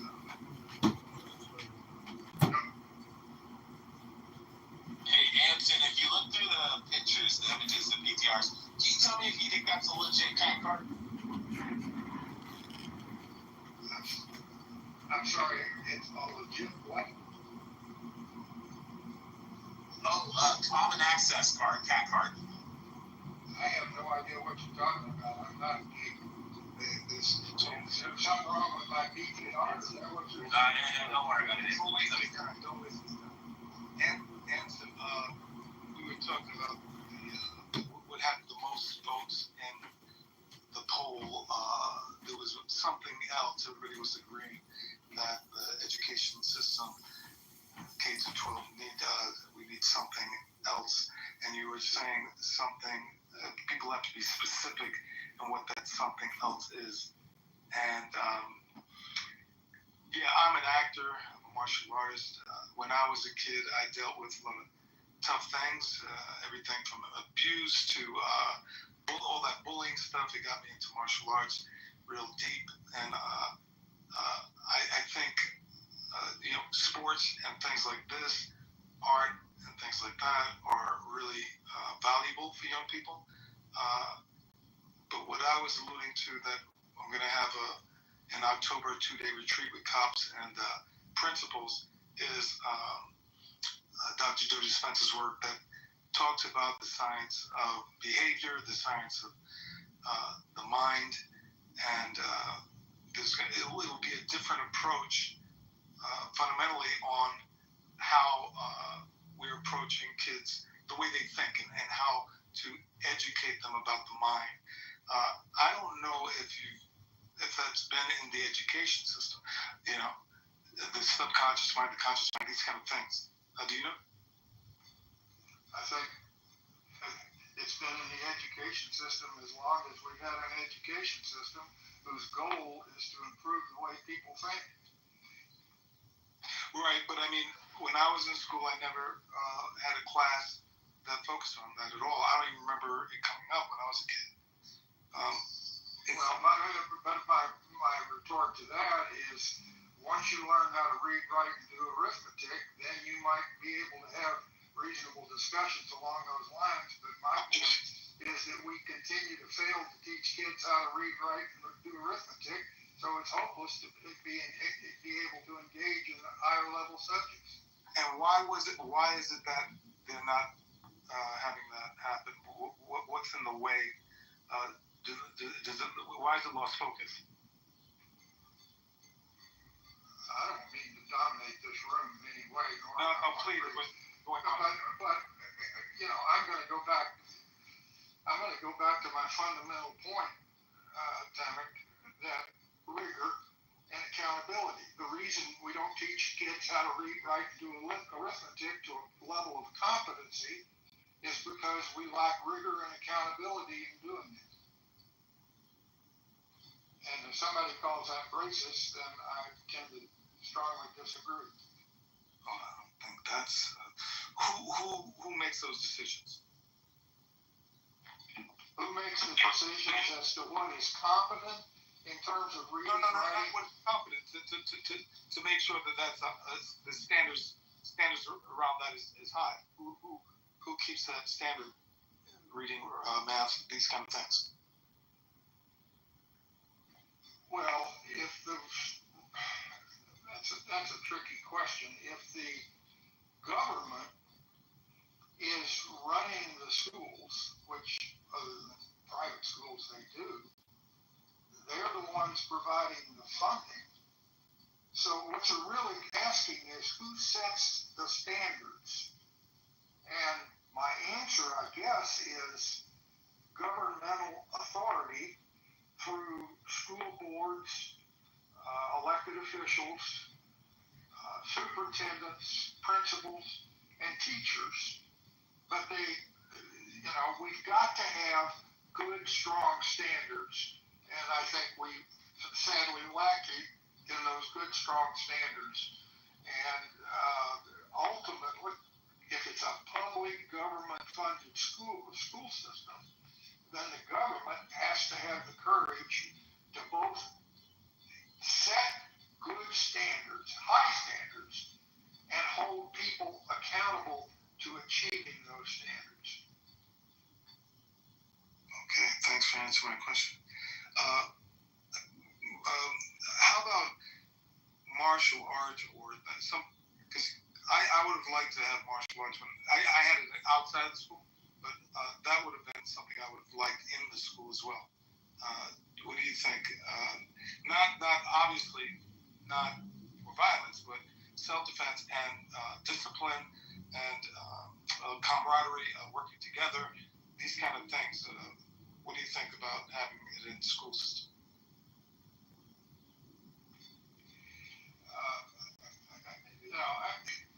I didn't come in here I'm glad to engage in this discussion, don't get me wrong, but I've already probably bloviated too much in my own room. The last thing I want to do is bloviate in here and piss everybody off. So I'm here to, I just sort of dropped in to say, oh my God, the wheels went off the room. But they were still off the room. They were still in, it came into this room.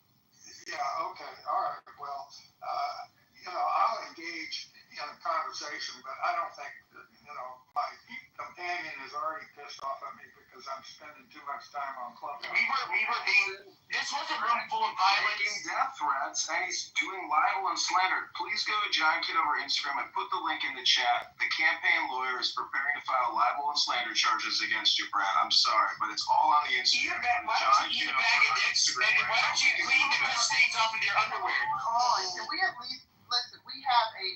We have, and I say this respectfully, a very highly intelligent, articulate elder and stage who we should show just a little bit of respect, right, with the language. And I don't want to police anybody's language.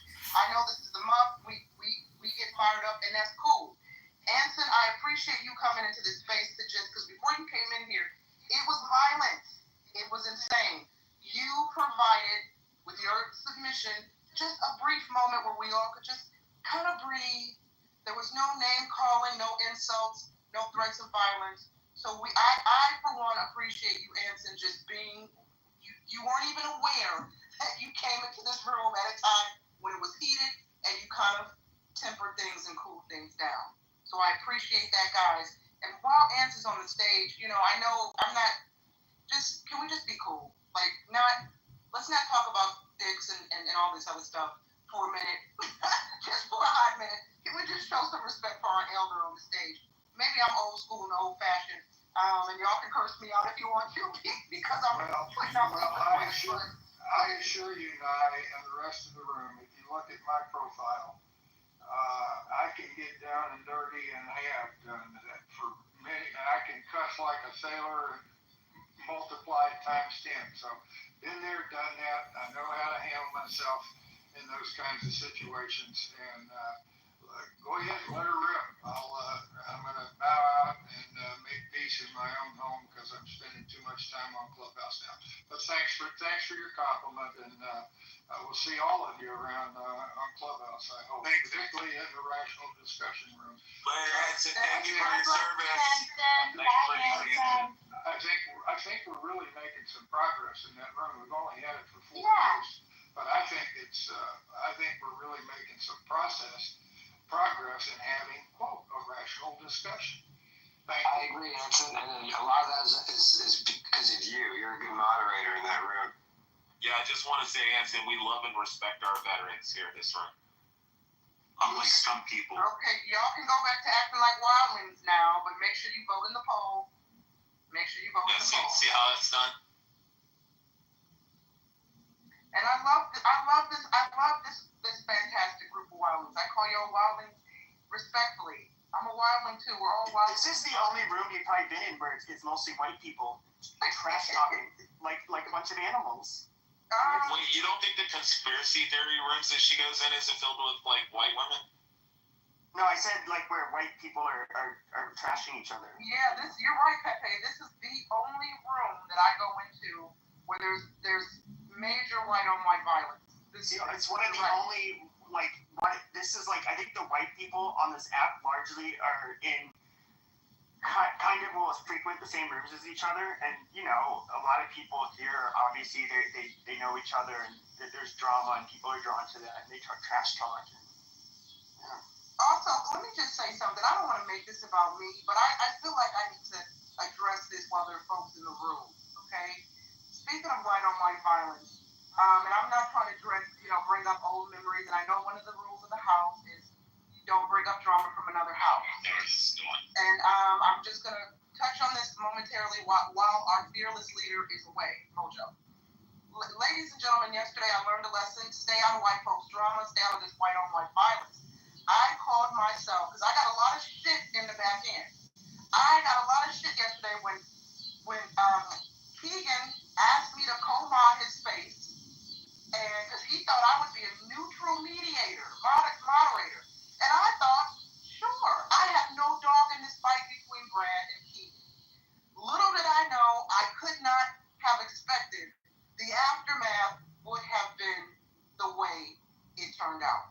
So, and folks thought that it was my house, that I opened up that house. I did not. It was not my house. Folks thought that I created that title. I did not. Folks thought that I was picking sides. I was not. And I received numerous back channels and phone calls about, your account's going to get clipped. You're going to do this. You need to not. Why are you in it? And I didn't think about it in the moment because I thought I'm just going to be a neutral moderator. So for anybody in the room now who was in that room yesterday and you were probably wondering the same thing, hear it from my mouth now. Hindsight is always 20/20. I will never get involved in this shit again because I didn't think I was going to catch the heat that I caught in the aftermath. I thought I was just being, cooler than the other side of a pillow by helping mod that space. So, you didn't do anything. The chat room's flaring right now. But I would say that you didn't do anything wrong. First of all, one of the things that I saw it happening even in the chat of the room we were in, people were trying to redirect people to other rooms, and that is very common for them, for them to say like, oh, I wouldn't be moderating there, just to basically get you out of the space and into their room. Because you didn't say anything. I would say you weren't familiar with some of the people that came in. Like Cray did come in, and I was just like, oh shit, she doesn't know him. He will drag people. He had a room earlier, like 300 people in it, dragging somebody. Hold on. I don't know who Lane Lynn is, but you're blocked. Goodbye, remove. Wait, was it like Wesley and Prashant in the room or something, or what was going on? No. It was basically just Keegan and whatever stupid drama with. I was remaining impartial. I didn't even speak. Hold on. BB's saying she's making it about herself again, y'all. I don't know if that's about me, but I rarely make these spaces about me, BB. So if that comment is to me, ignore BB. She's drunk 24/7, 365. Oh, a drunk. Yeah, she's a British Persian lady who's always drunk all the time. All she does, I let her, she's a feature in my rooms, I let her talk shit. She calls me how I'm stupid, I'm gay, I'm all of this stuff, and I don't even... Pee-pee on your faggot, pee-pee. Yeah, she will fuck your stage up when you let her up, but she can fuck up my chat room, I don't care. But she talks shit to everybody. If you claim that she's a drunk hoe, we're not going to deal with it. No, you gotta bring her up just to hear what she sounds like. It's fucking hysterical. No. It's like Foster Brooks. Remember Foster Brooks? He's like, what are you talking about? That's BB. Oh, fuck you, Pepe. You're talking about... Fuck you, Pepe. Motherfucker, you faggot. BB, despite how she sounds, I saw a picture of her. She's actually pretty, which I was not expecting. I was expecting her to look like a total beast. Sarah's the same way. Sarah's an attractive girl. She's just fucking crazy.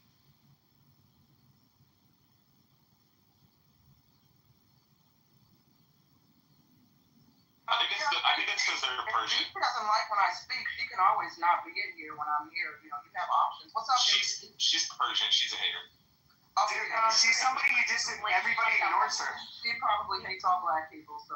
BB hates everybody. Oh no, she loves the blacks in that way. You know what I mean? That's what I was alluding to. Yeah. Anyways, hey MG, what's up, boo? One of the most beautiful women on this app. Okay, so take the poll. Does Clubhouse draw a type? Certainly in this room. I always tell God damn it, why are you moderating so much? Not everybody came here to fight. Well, the ladies, this is the month. We moderate the vaginas.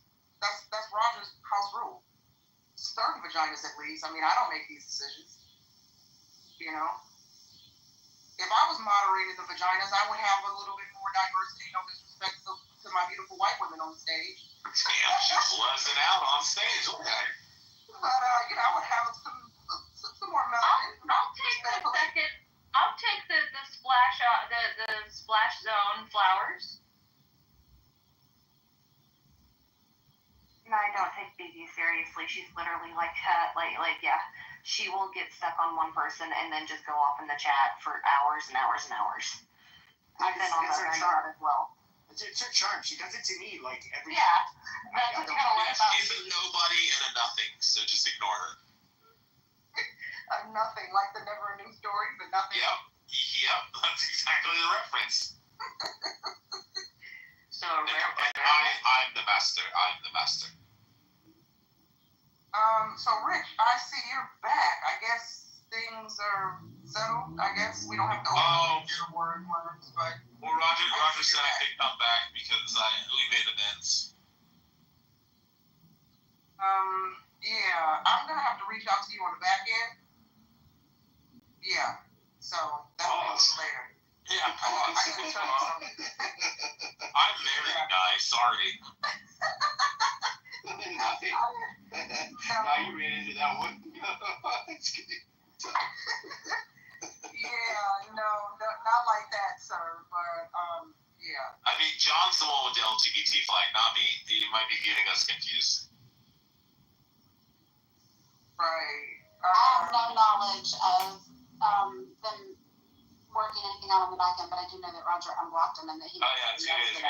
Yeah, he was here yesterday. Yeah, Roger's seen that I migrated over to chillism. There was 60 people in there today. They're having phenomenal conversations, so I think that might have resolved a lot of it. And you don't bring. I was on Sick Check here yesterday, and I've been on stage in chillism for the past 4 days now. What are you talking about, Brad? See, again, lies. It's like you said, John has stolen power. He's a second lieutenant. He's got second lieutenant. He's got his Citadel fucking graduation fucking garb. And you're like, God, stolen power. I mean, again, scamming welfare. No, it's not scamming. It's called taking advantage of the system. Using the system to your advantage. Donald Trump said the same thing about taxes when Hillary said, you didn't even pay taxes. Exactly.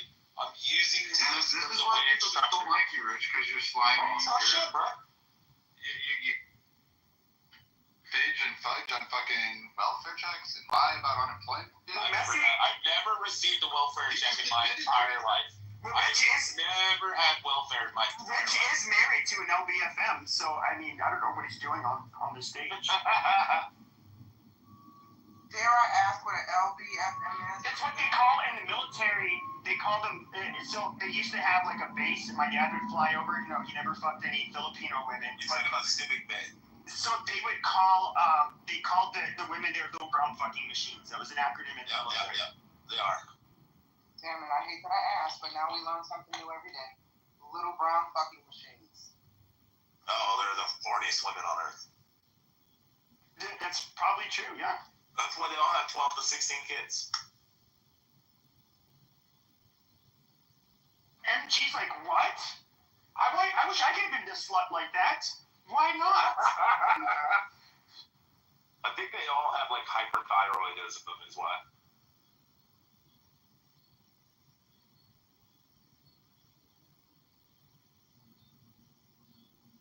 Baby, he's married to his mate. You're married to. I don't think you are married. You're just an alcoholic.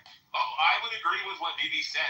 She is my maid, my housekeeper, my cook, my sex slave. She's all these things. She's a nanny. She's everything. It's amazing. Yeah, don't try to insult me with a good time, Bibi. Bibi, how many goats does your family need to marry you? How many men in your family have fucked goats, Bibi? Bibi, I don't know how often you've been in the space, but I don't know. If you go hard on the chat, we got some shooters on the stage. They're gonna come.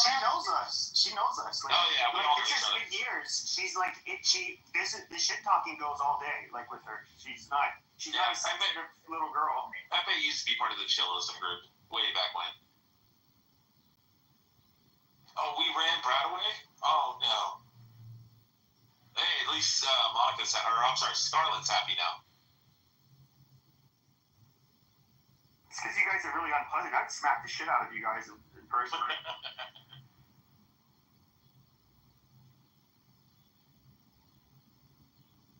Welcome, Dr. Mitch. What's up, Dr. Mitch? I think he's coming up. Hey, Dr. Mitch. So you want the medical perspective on that? On the mental illness? Oh no, am I breaking up already? Yeah. All I heard you say, do we want the medical perspective on this? What is this? What were you? Well, look at the top of does Clubhouse draw a type of mentally ill person? Oh yes, please go ahead.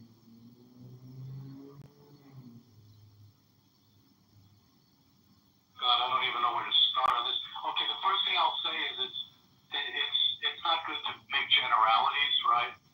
Because that's a very wide net, so it's kind of hard to answer the question. But somebody who is truly mentally ill probably doesn't even know it, so they're not going to tell you anyway. Certainly, a narcissist or a psychopath is not going to say, "Yeah, I'm a lunatic."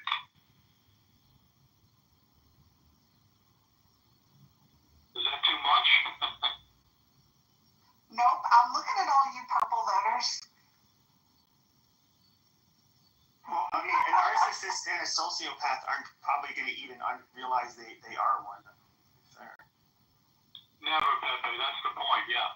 No. That's actually how you know you're not a psychopath, because you think you are one.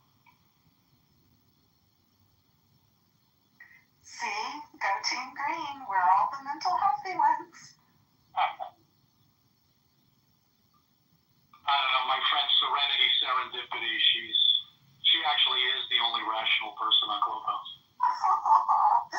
Thank you, Dr. Mitch. I mean, I am an agent of chaos.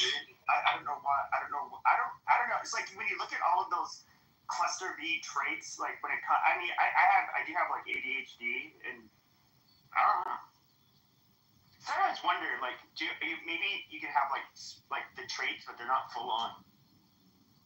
Wait, MG just said in the chat, if COVID never happened, I would never be on this app.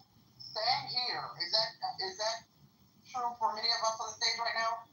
Was the COVID pandemic the reason? Yeah, I wouldn't have been online, period. Like, I didn't do social media shit where I talked to strangers until like 5 years ago. Otherwise, I literally had zero interest in expressing myself online or talking to people. I started on a mom app, and then a bunch of us migrated over here. And I just never went back to the mom app because it got boring after a while. Those moms are way hella boring compared to Clubhouse rooms. Well, the drama can get nasty, but yeah, the rooms just, I know. What does that say about us, though? Like, those of us that think it's funny to rile people up, that is, maybe not within the realm of healthy. And then there's a lot of you who also like to participate in the drama and the name calling. And even for those who don't, you guys definitely like to go in the rooms where it's happening. Those are always the busiest rooms. I would say there's a lot to unpack there. Trolling is a participation sport.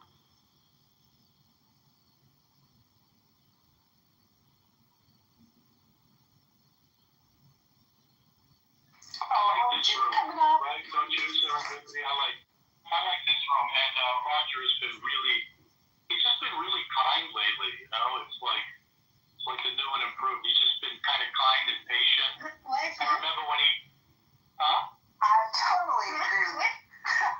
Right? I remember when he used to like, I don't know, just knock people off their perches for a while.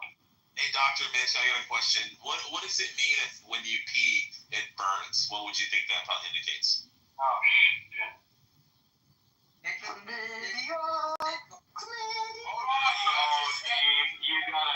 You gotta get swabbed. Well, it's a UTI or an STD, but they're pretty much almost at the Okay, cool. You guys step on the joke. Pepe, Dr. Mitch said stop fucking with prostitutes and you might need to get a test. Amazing. Oh, you know, if Rich only thought that he was 60% like funnier than he actually Mom, is. do you realize that it only matters if it's funny to me? I do want to say that, like, I did meet my soulmate, Callie, in the audience. I met her on this app. Comedy That's is pretty cool. subjective, and it Fuck only you, matters Rich. to me. Don't interrupt my fucking shout out. Have you been to the Self-Realization Fellowship, Dr. Mitch? Sure. Yeah, I live in Oceanside. I had a house in Carlsbad, yes. I have been to SRF, yeah. Autobiography of a Yogi, Paramahansa Yogi. Also, it's in the Matrix stamp. You're in the Matrix, Dr. Mitch. Scarlett, I'll address you as your legal name on here, that you want to be presented as. I can guarantee if we go watch John Kidder verse replays, he was laughing less at the joke. I don't care. You know, it's only funny if it's funny to me. I agree with that.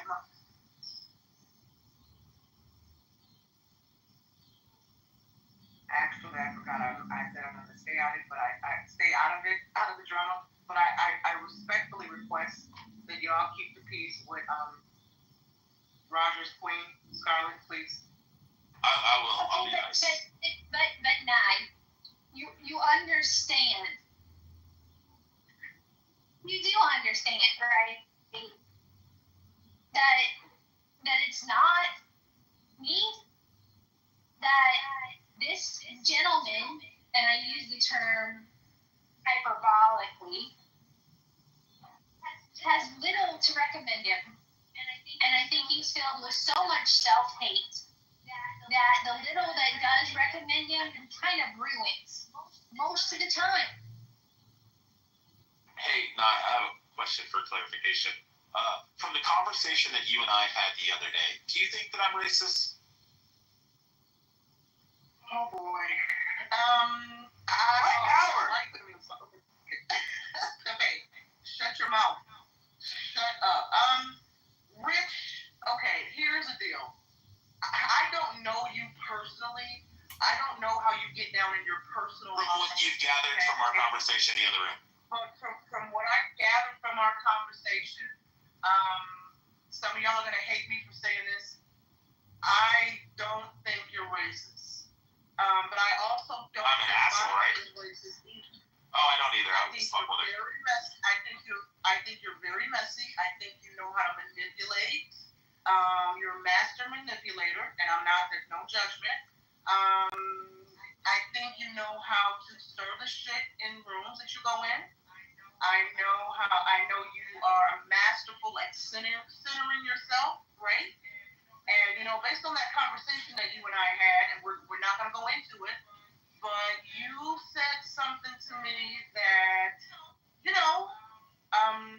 that's why, basically you said something that has bothered me, and, we'll just leave it at that. And so to answer your question, I don't think you're racist. I understood your point of view. It does not necessarily mean I agree with it, but I understood your point of view. But I also say this though, Rich, when you were called out on that stage that day, you initially lied and said, if memory serves me correctly, you initially lied and said you didn't use the N-word, et cetera, and then later on admitted that you did. So you have to stand on business, sir.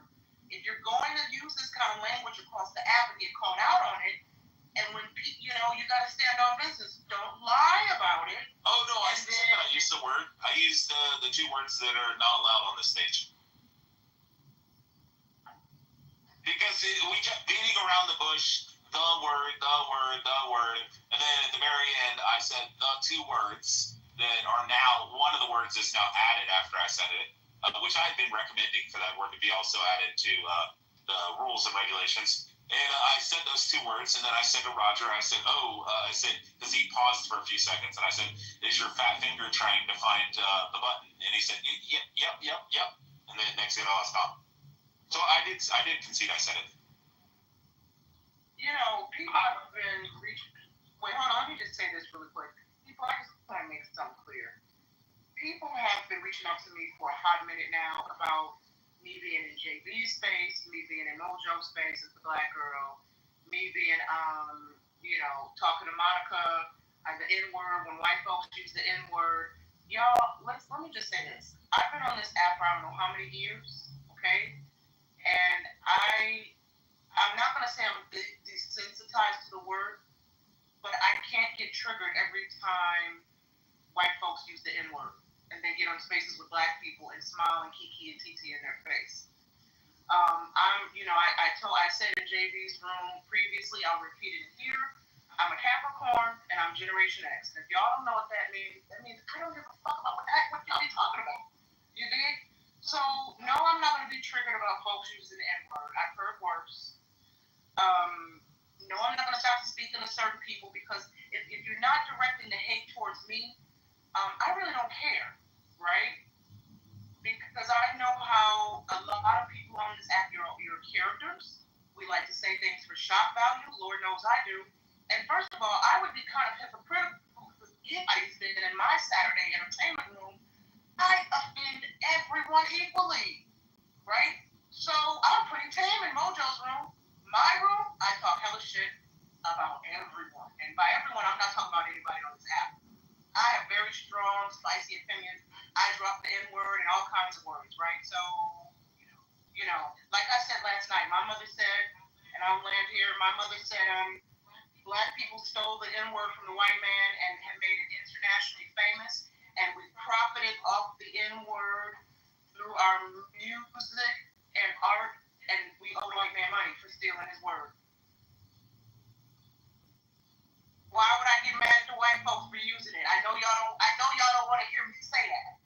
I'm not saying the word is cool. I'm not saying it's okay to use the N-word. I'm not saying that. I'm just saying I can't get triggered every time I'm on Clubhouse and I get a backhand about so-and-so said the N-word. And I don't give a fuck. And half the people who are in my backhand complaining to me about white folks using the N-word sit in black spaces where black people talk shit about black people all day and put down black women all day and call each other the N-word all day, right? So don't now come to me about the same shit you're going to sit in other rooms and entertain and give a pass to it because black folks are saying it. If you're going to be outraged about it, keep it consistent across all rooms. And I'll say that. I knew I liked you, Nye, because I'm a Capricorn too. So you're saying it's cultural appropriation? Is that what you're saying, Nye? That is called that black folks have culturally appropriated the word for white folks? Yes. According to my mother, yes. I had never thought about that until Mom said it. And I said, you know what? It tickled me pink. Okay? And I said, I agree with you 100%. These ninjas owe the white man money. Pay the white man his money for stealing his word. Y'all talk about you stole the word and made it a term of endearment. Well, the white man said he wants to use his word. Shit, now he's checking in with black folks on social media to see if it's okay if he can use his word. Pay the white man his reparations for the N-word.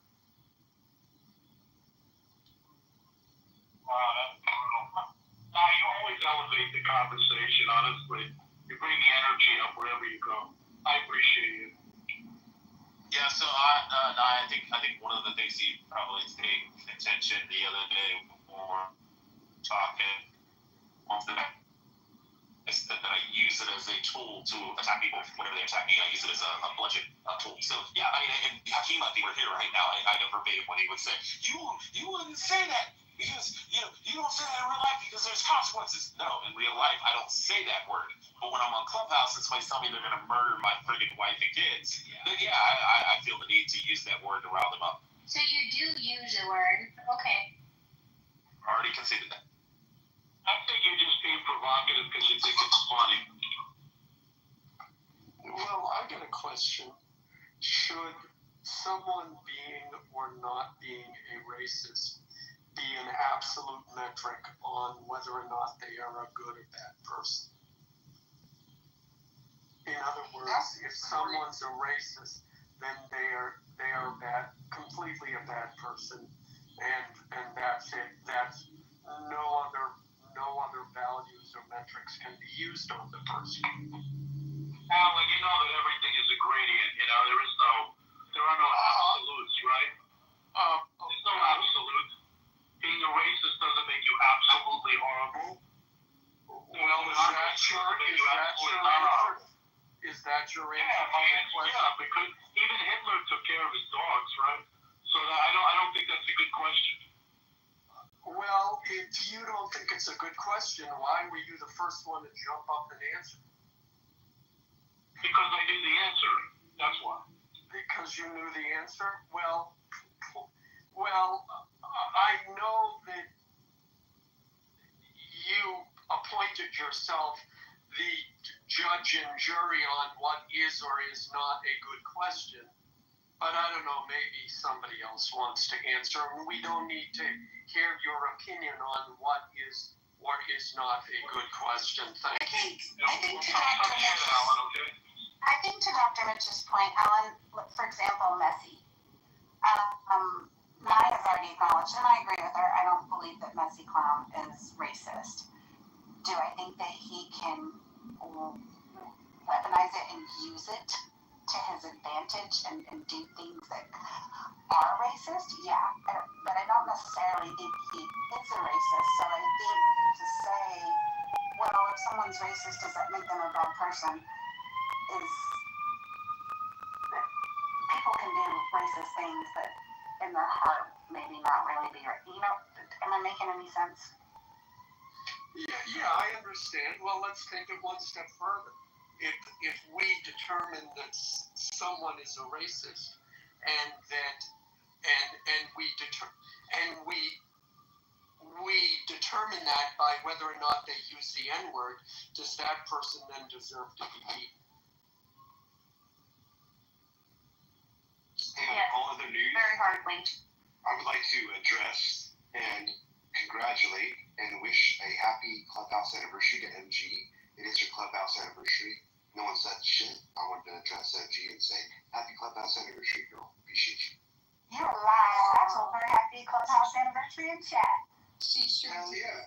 Yeah, the acknowledgements. What's up? Yeah. Sean, her left pinky toe needs cleaning too. You've got the right one. Wash thoroughly. Thank you.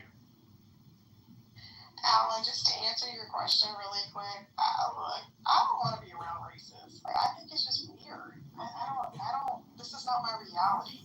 But again, you know, I'm Ethiopian, I'm married a white man, I have biracial children, my friends, I have a lot of Jewish friends, I don't know. I have a lot of white girlfriends, black, homegirls, so I get that I'm the anomaly. But this is not my reality. I think it's weird. So, can I? Yeah, but I didn't ask if you wanted to be around. On the app. I asked if they are good or bad people. I would, in my opinion, I would judge them as bad people. In my opinion. Okay. Can I just let me weigh in really quick? I'll try to be really quick with this. Alan, when you asked that question, it made me think about when I was living in LA for 20 years. Okay, and I can't tell you how startled I was. And this is hand to Bible truth, y'all. I'm not making this up.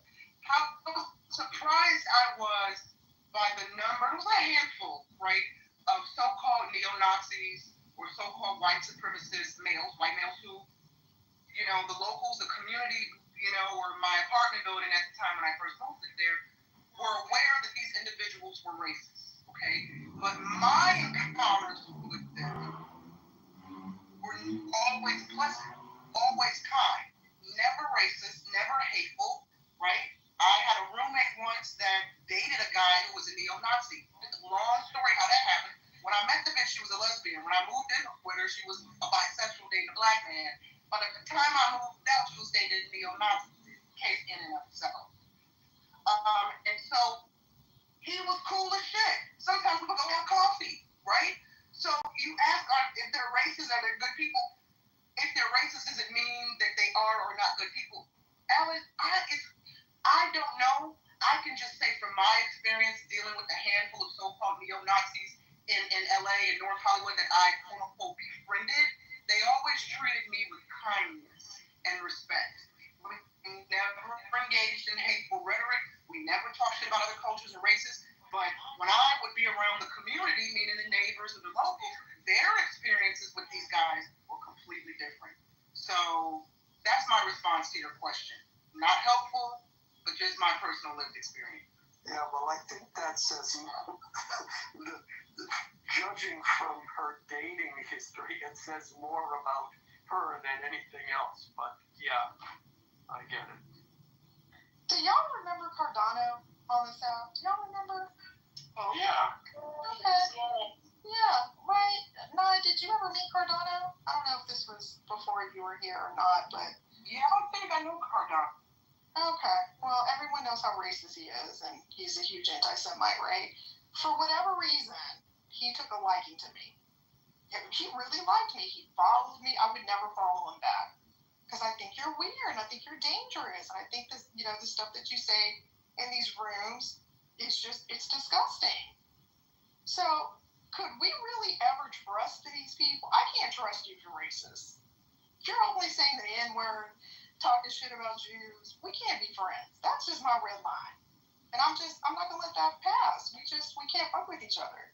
Because I just don't think you're a good person. Yeah, well, Cardano was interesting.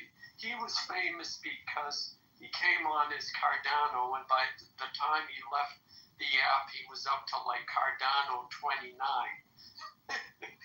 So, yeah, but the problem with Cardano was he was honest. That's all. He really wasn't. His best friends on the app were KP and Sid. Well, he was actually lost and confused. I don't think so. He did. So I didn't meet him when he very first joined the app, but everybody had said by the time I met him, he was a totally different person. He'd always want to. There was a lot of hatred for black people were incredibly hateful towards white people and really nasty to them. Well, are. But he ended up. I guess he would try to talk to them, and then he got so tired of it, and he hit the arc of his trajectory, just went complete boomerang the other direction, and he did join Blood Tribe. He did move to Maine to be with them. And for those who don't know what Blood Tribe is, that is a neo-Nazi organization. So I don't think he was I think his heart was largely kind of in it, but I don't think he's a naturally hateful person. And so, I remember telling everybody, dude, he's not going to last. He's going to change. And people were like, oh, no, you don't know what the fuck you're talking about. It's like, dude, I've been talking to these people for years. He's not somebody who I think had the personality profile of somebody who would stick in one of these groups. Yeah. And I used to think that too. Sorry, Alan, I'll just say this and I'll hand the mic back to you. I used to think that too, Pepe, and I was in a room with it because I was like, why does he like me so much? I'm obviously black. But whatever, so we were in a room, Zadie comes in, and for those of you that don't know who Zadie is, Zadie's Jewish. Zadie comes on stage, and he flips the fuck out. Says the most horrible anti-Semitic shit I've ever heard in my life, to the point where I was literally scared. And I remember texting Abby, oh my God, we have to do something about Cardano. Because he was just losing it in real time on stage. He had a meltdown talking about Jews. And that moment was a defining moment for me. I was like, see, if they don't like Wait, are we talking about JBMG? No. If they don't like black people, they don't like Jews, and I cannot be your friend. Look at this shit. And he just went off on Zadie. Yeah, well, okay, two people have spoken. First, MG, let nothing I say mean that you shouldn't have stopped talking to him and you shouldn't be scared of him. However, in that story, you're discounting the personality of Zadie. So Zadie was hardcore pro-Jewish, absolutely. And Zadie had a personality too. But, so that's the other side of that story. But Scarlett, I know you were there when this began to change. And I know you were there and you saw how the rooms went down and what changed in these apps. I'm not excusing his behavior. Clearly, he wasn't emotionally capable of handling that change. But at the same time, he would go into rooms and say, yeah, I was in prison. And yeah, when I was in prison, I had to defend myself, and I had to assert, he had to insert himself and prove himself in the hierarchy. So he said, yeah, if there was a guy that I knew I had to get into a fight with to prove he couldn't push me around, I would say the N-word to him, knowing he would fight me, and then I would fight him, then I would beat him, and then they would leave me alone. He was being honest. People resented him for that. Now, do you want people to be honest, or do you want them to lie to you because quote, feelings?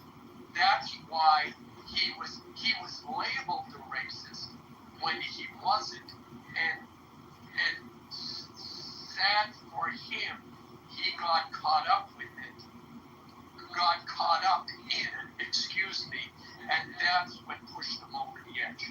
He shouldn't have, and I talked to him about that multiple times. It didn't help. So that's the story on Cardone. But, don't forget, Scarlett, you're the one, we created the room, which tastes better, I forget, what was it, cupcakes or brownies, and it became a whole... What's your favorite dessert and why is it brownies? And we had black female divestors coming in telling us how much they hated brownies with nuts. And then we had black men come in saying the brownie means black men, and then we were harboring black female divestors that were abusing men because we asked about dessert. Yeah, that's what lavender cheesecake was like. Monica, I just want to mention, blackberry lavender cheesecake is so good. Yeah, that's what the Clubhouse was.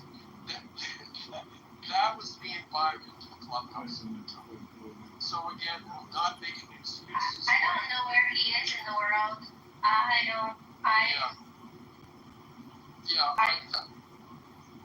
No, I'm sorry. I'm not making excuses for him.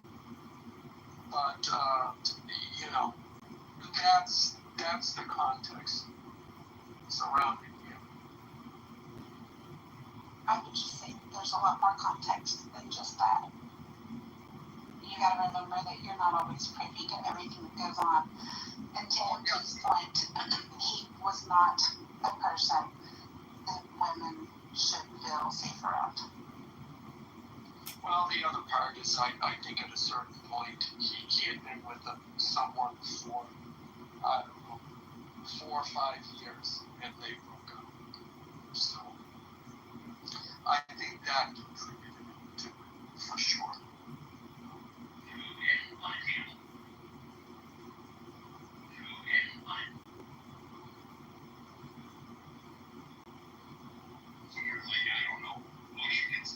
I did a room today about restorative justice. I don't know if you're ready for the topic. Yeah, go ahead, Monica. It's time for my daily shot of vodka. So only one shot of vodka with you being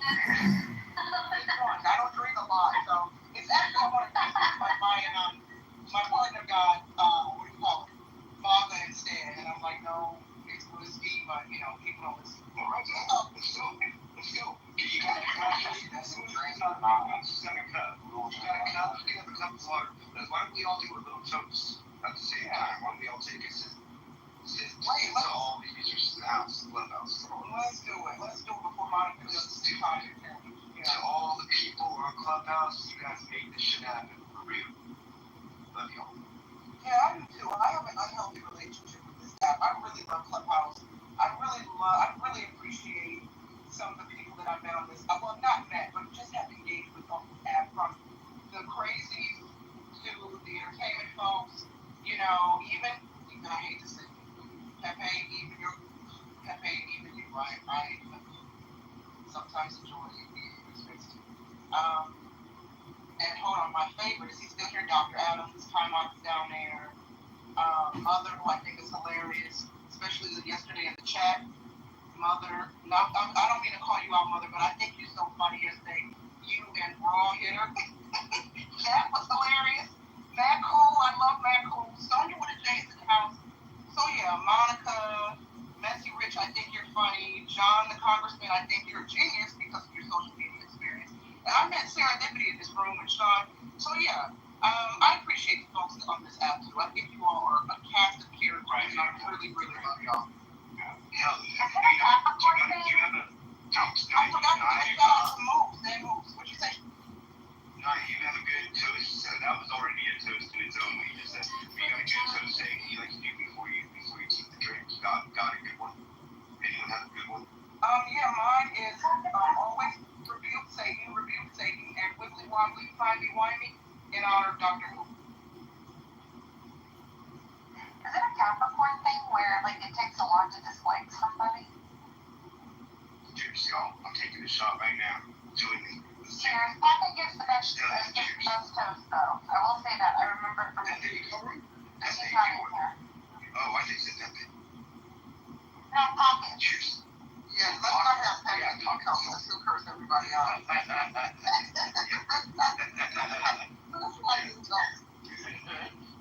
Pockets. Fiery one loves it too. Alright, love y'all. Here we go. Cheers. Toast. Cheers and toast. That's the Clubhouse in the month. And wait, I'm reading Mother, yeah, the chat yesterday was hilarious. Mother, oh, and Marquise is coming up. I love Marquise. Mother, I love that you were shooting your shot. That was perfect. And wait, who's that? What'd you say? Who's that? Marquise, what's up, Marquise? I'm like, y'all can't be just doing that shit, boy. You just be up here with y'all. Yeah. Come up here. Show me some love. Monica's about to do a coffee change, I think. No, I'm not. We just have a casual conversation. It's a Thursday, it's a Friday. We're good. Friday. Random question for anybody could be possible poll material. How many of you would honestly answer yes to the following questions? I have friends, I don't want to say real life, this is different kind of real life, it's virtual life. But our friends off the app, our partners, our co-workers, how often if you ask them if they knew about Clubhouse, and they even heard of it, let alone used it. My husband would never. My husband would never. Zero. Nobody. No. And as a matter of fact, this happened about a month ago. I had a couple friends come over. Okay, this is really embarrassing. And good men, hardworking men, just old friends. And we're hanging out. And I'm just like, I was talking about Clubhouse. I said, hey, let me introduce you to some people I know that.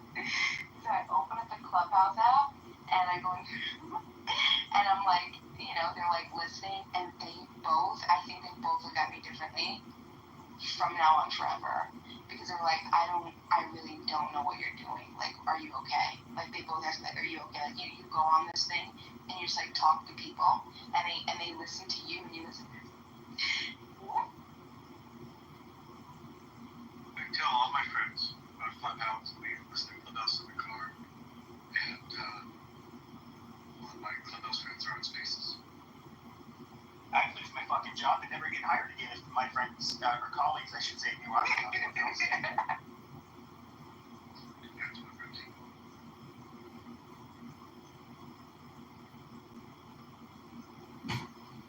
Well, how many of Brad's coworkers do you think know he comes on here and does homicidal ideation and makes death threats all day long, slander and libel? I don't know. I'm going to file a lawsuit. Yeah, I have to support that. I mean, like, I don't know. There's something that happens in the heart, you know what I mean? Like, we know that we're all imperfect, right? And some of us know a little bit more than others. I know I have my issues. I'm okay with that. But when you find somebody that there's zero provocation and they just choose to, like, to just do evil doing to you for no reason, that makes me think, like, first of all, horrible thoughts, but also it's really sad and it really does weigh on your soul. Like, I know a lot of times I don't respond to it, but it's so negative. And like the spirit of the room, I swear to you, it feels less evil whenever he's in the room. Like, I feel straight evil. And I'm going to say something else, and this is going to be, and I'll promise I'll stop. But I honestly, I blame a lot of you. I blame everybody that laughs and, like, lets him believe that his value has to be in insulting and demeaning and criticizing people, like, so disgustingly, like, obsessively. I mean, in the middle of discussion, of course, you know, you could go, but I mean, like, completely unprovoked, and nobody says anything to this guy. And that's why he continues to do what he does. And I think, like, if we weren't mental, I mean, if anybody, if we were out in a regular area, like in real life, and someone started saying that to somebody, everybody would be like, whoa, like, come on, here, everybody just, like, sits and, like, listens. That's crazy, man. Nobody pushes back. Nobody pushes back. I think, well, I'm not gonna, no, I shouldn't say universal, but it's very, very rare that anybody pushes back. And what happens when one pushes back? Well, you become a target. Right. And how much energy do you think I have? No, this is Monica, you're the only, I mean, you and I already have, you know, we know. But I'm talking about if there was multiple people, like, even if 2 or 3 stepped up at the same time, like, hey, stop, cut it out, stop with your stuff, you don't have to do that, right? Like, just a couple people come off mic, like, he's gonna get it, like, okay, yeah, this isn't popular, I'm gonna stop doing this. But people don't want to do that, and I don't understand why. I don't even know if people understood. Hold on, John, man. I don't even know if people heard what he said today. He said, all right, black people, I've had enough. I'm on your side.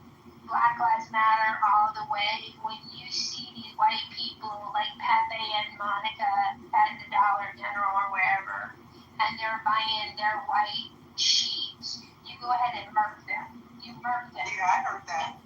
From what I understand, my name in it? murk means murder, right? No, did he say that's correct? My name? No, he said Scarlett and Keegan. Keegan, I apologize, Pepe. I'm glad Nye corrected me because I would not want that to go. Oh, but Pepe, had you been here, he would have included you, definitely. So, you know, I think people choose what they tolerate, and he's tolerated. Now, I believe he has me blocked. Was he modded in the afternoon room? Yeah, no. Okay, because I couldn't get in the afternoon room. It worked out because I could do the restorative justice room that I wanted to do, but I couldn't.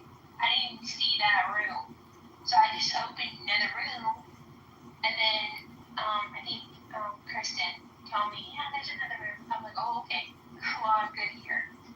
But yeah, so Monica, sometimes I don't see in them up either. I got to scroll before I find. No, I went to the house. And the house should have the rooms because the house shows the rooms. At some point, he was modded. He was modded this afternoon. Okay, that's fine. Any of the houses that you See, certain topics get shadow banned. Oh, no, the whole room was modded, Mom. And yeah, that makes sense. No, that makes sense. And so we solved the mystery. It's not a problem. Like I said, I got to do a room that I wanted to do. So. I'll send Dima some flowers, by the way. Dima and Flora, because I swear to God, you two can be sisters. I'd love to see the two of you in the room at the same time. But you're a sweetheart. I appreciate you.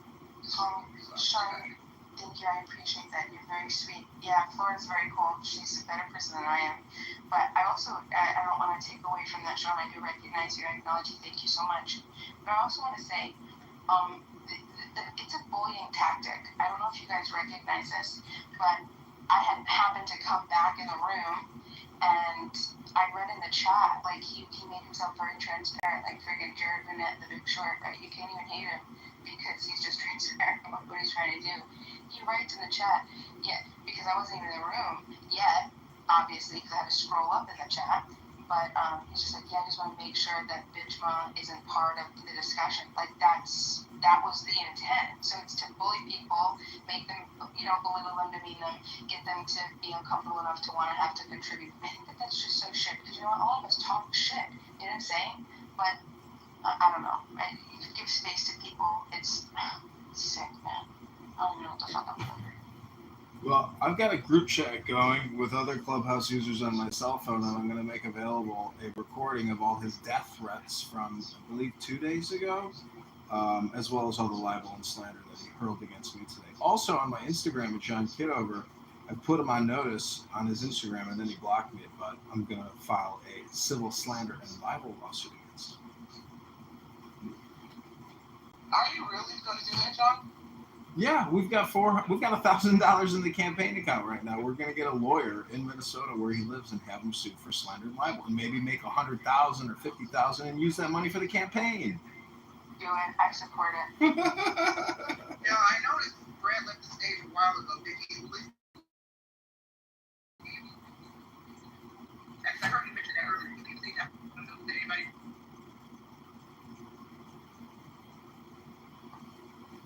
No, I think he left on his own accord. There was nothing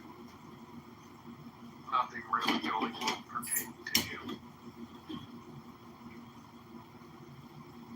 Well, he's such a subject matter expert on every topic you could possibly imagine, except his understanding of libel, slander, and what it means to make death threats on the internet.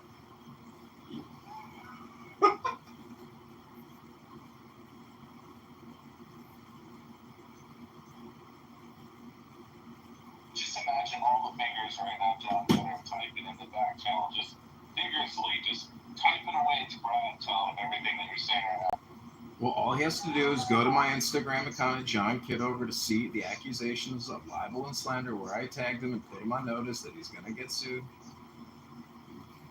Monica, this out is hella pressing. Hi, Connie. Good evening, everyone. Hi, Connie.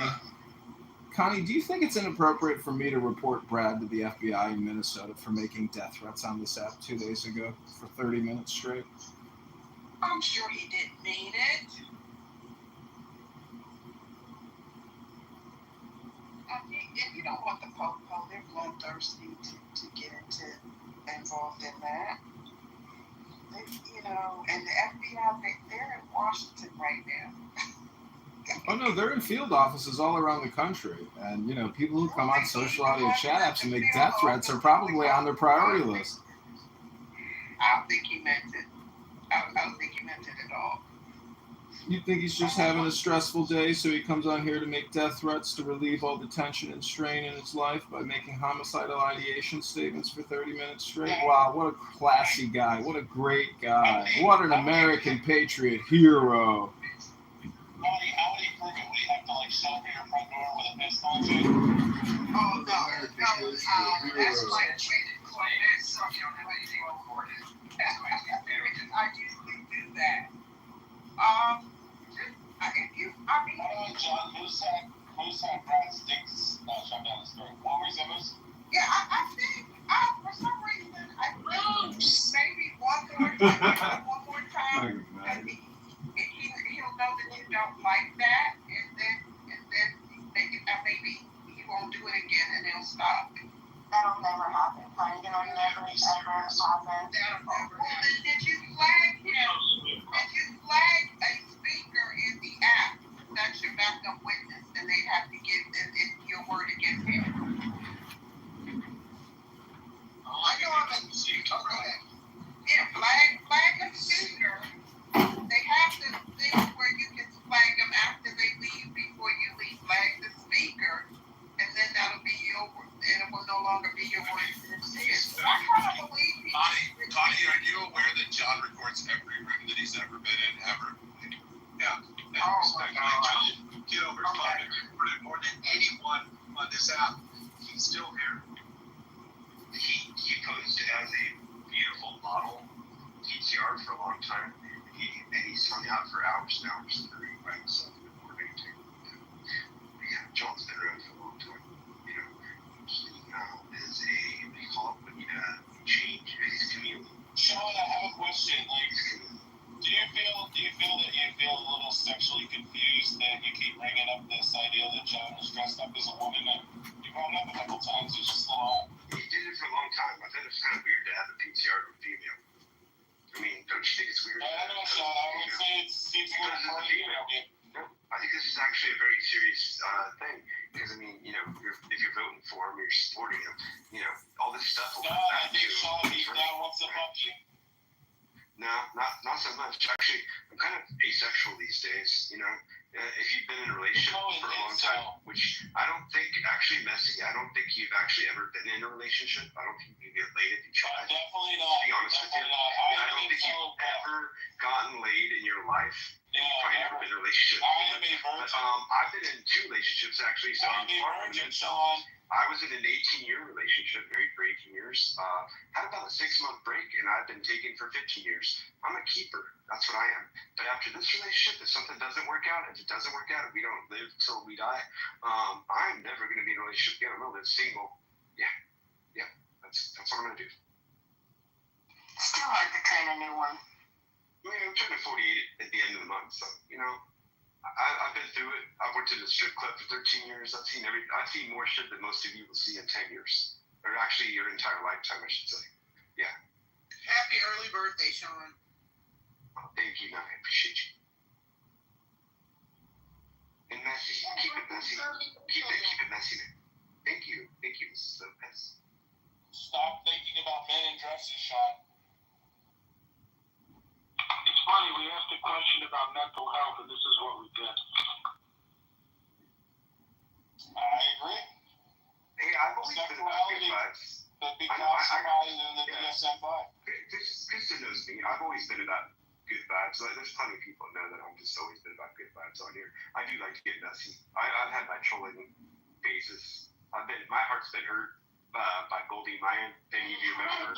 She was one that faked her cancer, faked her death under Stream Dream Radio with Knucklehead. If y'all remember Knucklehead, Stream Dream Radio, which still is around. And y'all remember the Goldie Mayan incident where she was faking her cancer or death and she collected thousands of dollars. Speaking of trolls, John, possibly, I'm not saying you're a troll. I totally get it when you guys rag on me for. You might not remember the history. If you've been on this app long enough, most of us have been on this app for a very long time. We're OGs on this app. Most of the people on the stage are OGs. We've been here, we've been through it. And I'm just saying, you know, been through it. I've learned from it, and I'm a stronger person from it. Thank you. So, Serendipity, remember the game we used to play, the yes-no game? Where we would guess each other's answers to a yes-no question? Don't shoot the messenger. No, we'll never play that game again. Monica will never play that game. It sounds fun, Monica. Don't shoot the messengers, but. Keep that shit private. Keep this. 9. Okay, English is rule number 10 or 11. I've lost count. Okay, I think I've seen you on the stage before. Okay, no disrespect. I just really didn't understand what you were saying. I don't know who moved you down, but probably because we don't understand what you were saying. And English is, America first, English first. America is full. Sorry. America's not one of the rules. That's just Nye's rule. America first, English first. No disrespect, sir. MD has a great question in the chat if we're ready to switch the poll. Okay, let's see. What is...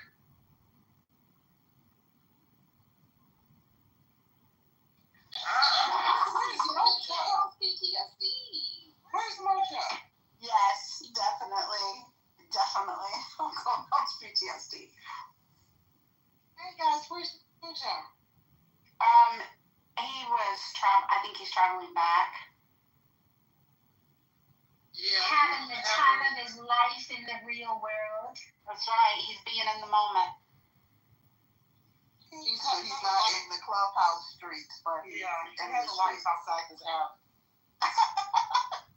Don't I wish? Like Louis, stop.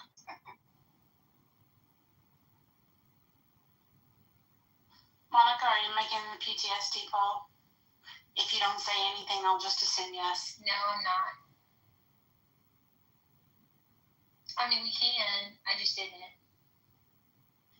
It's a good question. People, their poll. I have PTSD after yesterday's room, and I have PTSD because I'm not going to name the person, but somebody who frequents this house, who is often a moderator, nobody is right now, who's called me a bitch twice for no apparent reason. And as far as I know, we have no beef. And I refuse to address it off the back end and hit this person up like, why do you keep calling me a bitch? Like, what the fuck's going on? So I'm just going to leave it alone. But if it happens another time, then I will bring it up. And it's happened twice in this house, on this stage. But if it happens a third time, I will bring it up. So I'm kind of consider this the third. Well, you have to share now. No, I'm not a popcorn, damn it. I'm gonna have to go buy some more now. I'll never say this person's name because you want to know something? I really, really, really like this individual. I think this individual is hilarious, very intelligent, articulate, just a brilliant mind. I have a lot of respect for this person, despite this seemingly 360 that I said he should. As long as you didn't say 69. So, but I have no beef with this person. I admire this person. They claim that it's all in fun, but I'm just trying to figure out why is this our level of fun? You know what I'm saying? So, well, I'll get to the bottom of it eventually. But it kind of haunts me because I'm like, what did I do to you, sir? Anyway, it must be so hard. Hold on, it must be so hard anyone to be as intelligent and as mature as you are to try and understand something that is not in your scope. You know what I mean? Like, it's really hard to, as someone who in your aura, it's really hard to try and understand something that you don't have around you or you don't put out. It must be a clubhouse tactic. Because, I was trying to be a good friend and respond to all the pings and go into people's rooms. And I left so disheartened, like, I can't believe they're going to settle for that. No.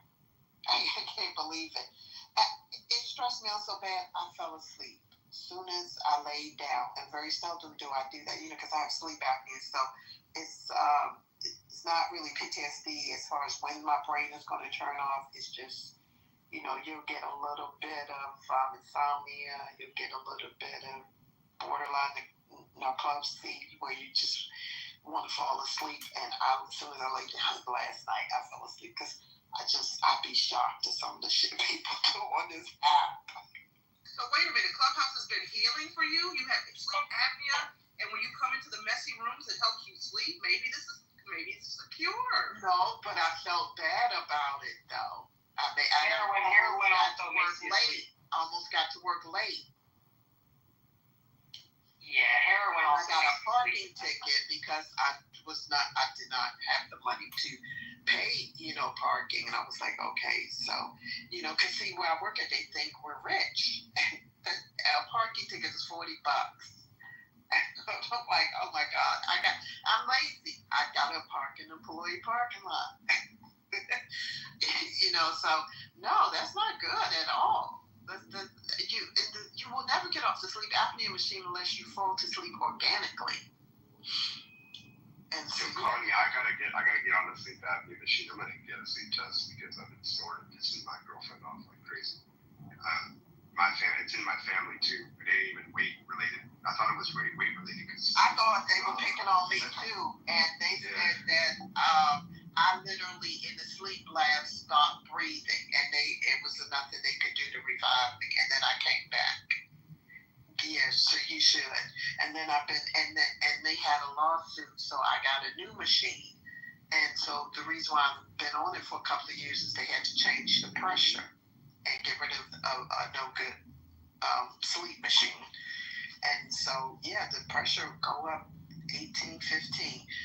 You're good if you have like less than 5 episodes or you don't use that much pressure, you're good. They're gonna take you off eventually. I mean, I might just love to die in my sleep, but Also, your dog is so But I want to say, pretty. Connie, Team Darth Vader sleepers, okay? Team Darth Vader sleepers all day long. Can you guys hear me? Yeah, go ahead. No pockets. Okay, because I just want to clear up something. Who told the story of the person they don't want to name that was being very disrespectful? Who told that? Was that Andy Ryan? Yeah, it was me. Yeah, probably me. Because Connie started talking and then I got confused. I was like, I was just corroborating Guy to let her know there are people on this app that will shock the shit out of you and put you in dismay. To sleep. Yeah, and it put my ass to sleep. Yeah, but I woke up late, because I was like, well, by the time I checked in, I had 3 minutes left. That's wasn't what I was aiming for. Now, school has started back because this is Washington, D.C. is a college town, and we don't know what it's going to look like with the guards here, the National Guard here. It would have been a problem because there's more people on the road.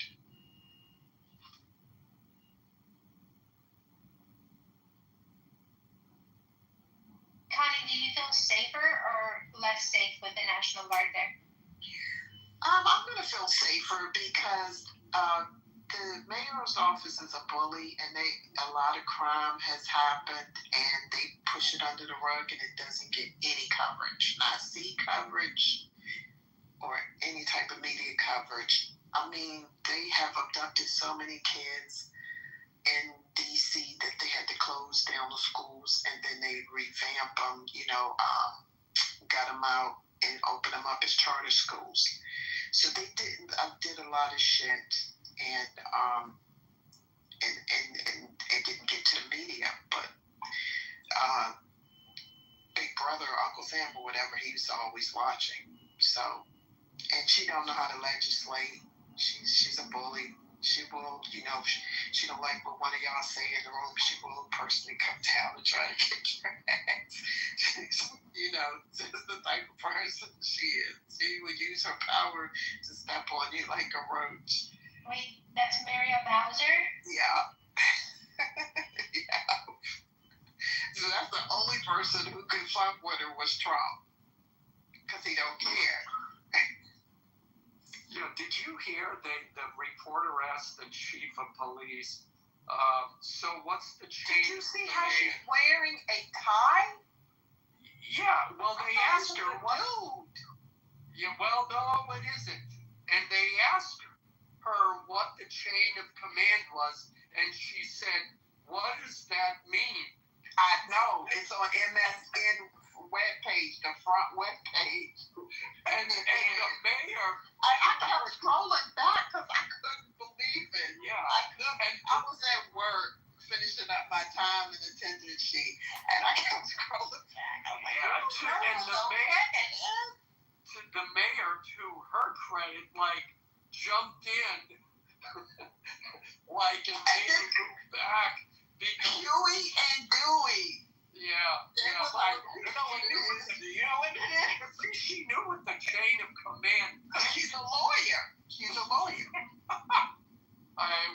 It's too much. Somebody keeps trying to come up. Do 111. I don't know if you're trying to come up. I've invited you up. If that person seems still in the room. I don't think so. Yeah. Oh wait, Elsa, I don't know if you're trying to come up. but I've invited you up.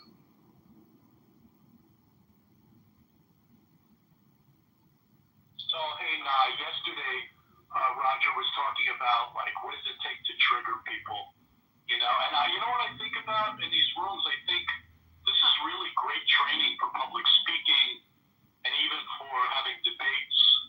You know, where would you get access to so many opinions and a broad base of people that you can talk to? And you can see, you know, I think that would be a good question, but certainly, you know, I would encourage everybody. I know some people get sensitive, but it's just great training for anything that you have to approach conversation with. Yeah, I agree. It took me a long time. Oh, go ahead, Marquise. Go ahead. I was gonna say I think it weeds out the people that can't have a conversation. It weeds out those. It shows the mental integrity of those who genuinely want to be progressive, as opposed to those who just want to scream into the mic and want to do all of this nonsense. I've noticed that a lot. Yeah, I like to come in for knowledge, or sometimes I give out knowledge that I had a hard time learning. And so I don't want nobody to, you know, I'm real passionate about that. I don't want nobody to do it. But yesterday I was in the chat function in the house, and they said they recommended people go to YouTube to look at the Moors. And I was like, well, you know, I really don't care for that. But I said, so they were talking about indigenous children have been brainwashed. So it was clickbait because they never said anything about anybody's children. But they were very passive. They were very passive. They'd just say anything. If you made a comment about something, say, oh, that's already been taken care of. You know, like that. And that's what really put me to sleep last night, because I was like, oh my God, I can't believe it. But there's a silver lining to it. They did notice that some of the people on the app are already like brainwashed. You know, they're in a trance where they just think one way. And so they, you know, and they sound like psychiatrists. They were like asking them questions and stuff. And so yeah, so sometimes on Clubhouse good things come out of rooms sometimes. But that particular YouTube live stream was like a double-edged sword. I yield my mic. Welcome, Time Out, back to the stage. I hate it. I didn't like you in the audience, but I understand. You know, sometimes you just got to take a break from the stage, especially if certain people on the stage. Okay. I want to, Dr. Mitch said triggers. Yeah. Clearly, we already know that there's a certain individual who will remain nameless that triggers a lot of people on this app. I can't say I'm incredibly triggered by this individual. I know he could be pretty spicy and sassy and disrespectful at times. And I know, you know, I'm in the minority here, and I don't need to disrespect anyone who's had unsavory encounters with Brad. But I actually find Brad entertaining and amusing. Do I agree with everything he says? No. When he get really vicious with women, no, I don't, you know, and when he was talking about a certain woman's vajayjay the other day, I didn't think that was cool, but, you know, it's sometimes hard, you know, when you're a female and a female mod to kind of control and manage very aggressive, dominating male energy, right? So, sorry, did you call for me? I did not. Oh, I don't know if you're joking. I think it was a joke. He was definitely joking. Hey, Rowan. Okay, Rowan. No, I wasn't calling you, bro. But yeah. So I don't know. I don't know. Speaking of Dr. Mitch's, do we have triggers? My triggers are the anti-black rooms. I hate them on this app. The anti-black and the anti-woman rooms. I absolutely hate them. But I'm unlike some people who come into certain spaces where they don't like the mods, or they don't like the speakers, but they still go in those rooms and listen to the conversation and get all worked up and riled up and mad instead of just avoiding those rooms or blocking the people that trigger them.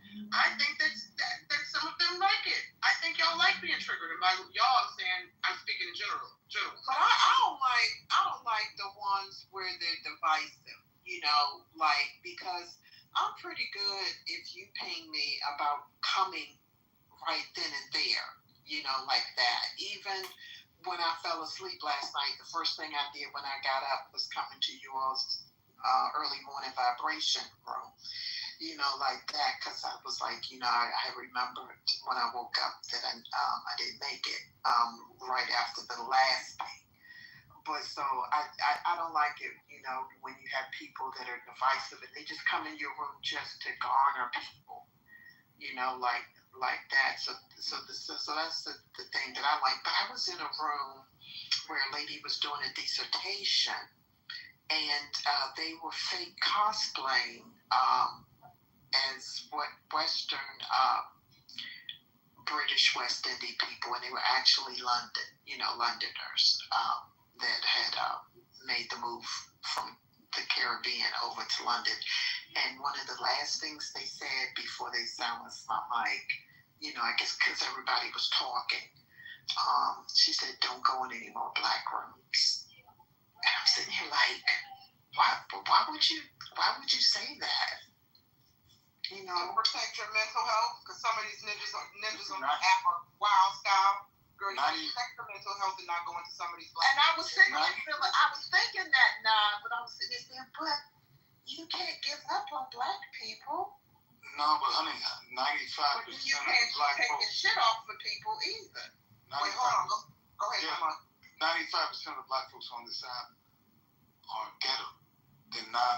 There's not a whole bunch of educated people up on this app. It doesn't mean they're not intelligent. It just means they have a way of communicating, right?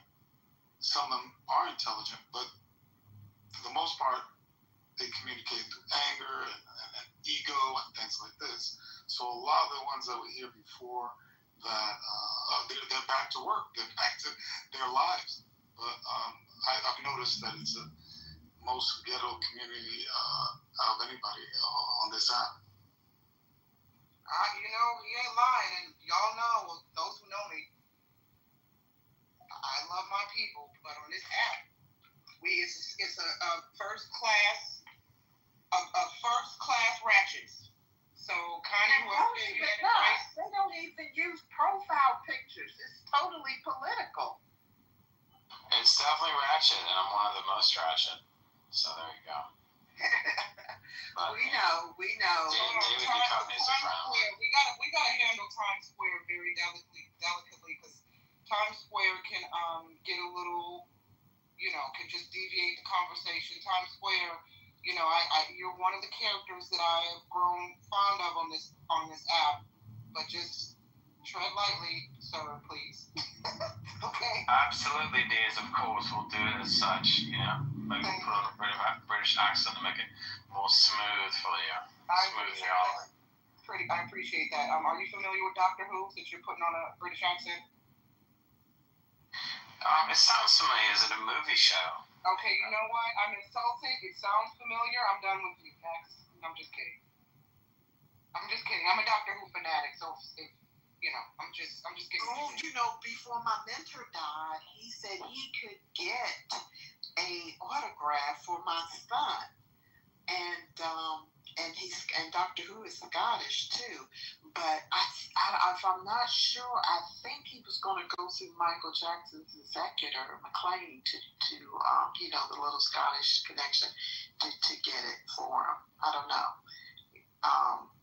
But if I do push the button for an autograph from Doctor Who, I'll definitely get you one. Which one though? Because there's been 4. No, the original, the last one, the Scottish, that last one, because they morph into different things. Different things, but the very one that they come out of. You must be thinking of 12. I forget his name. There was 10 was David Tennant. Matt Smith was 11. And I think it was David Tennant. No, Dave. Oh, you're right. David Tennant is Scottish, isn't he? Yeah. He's my favorite. Yeah, so if I push that button, I'll get you yours too.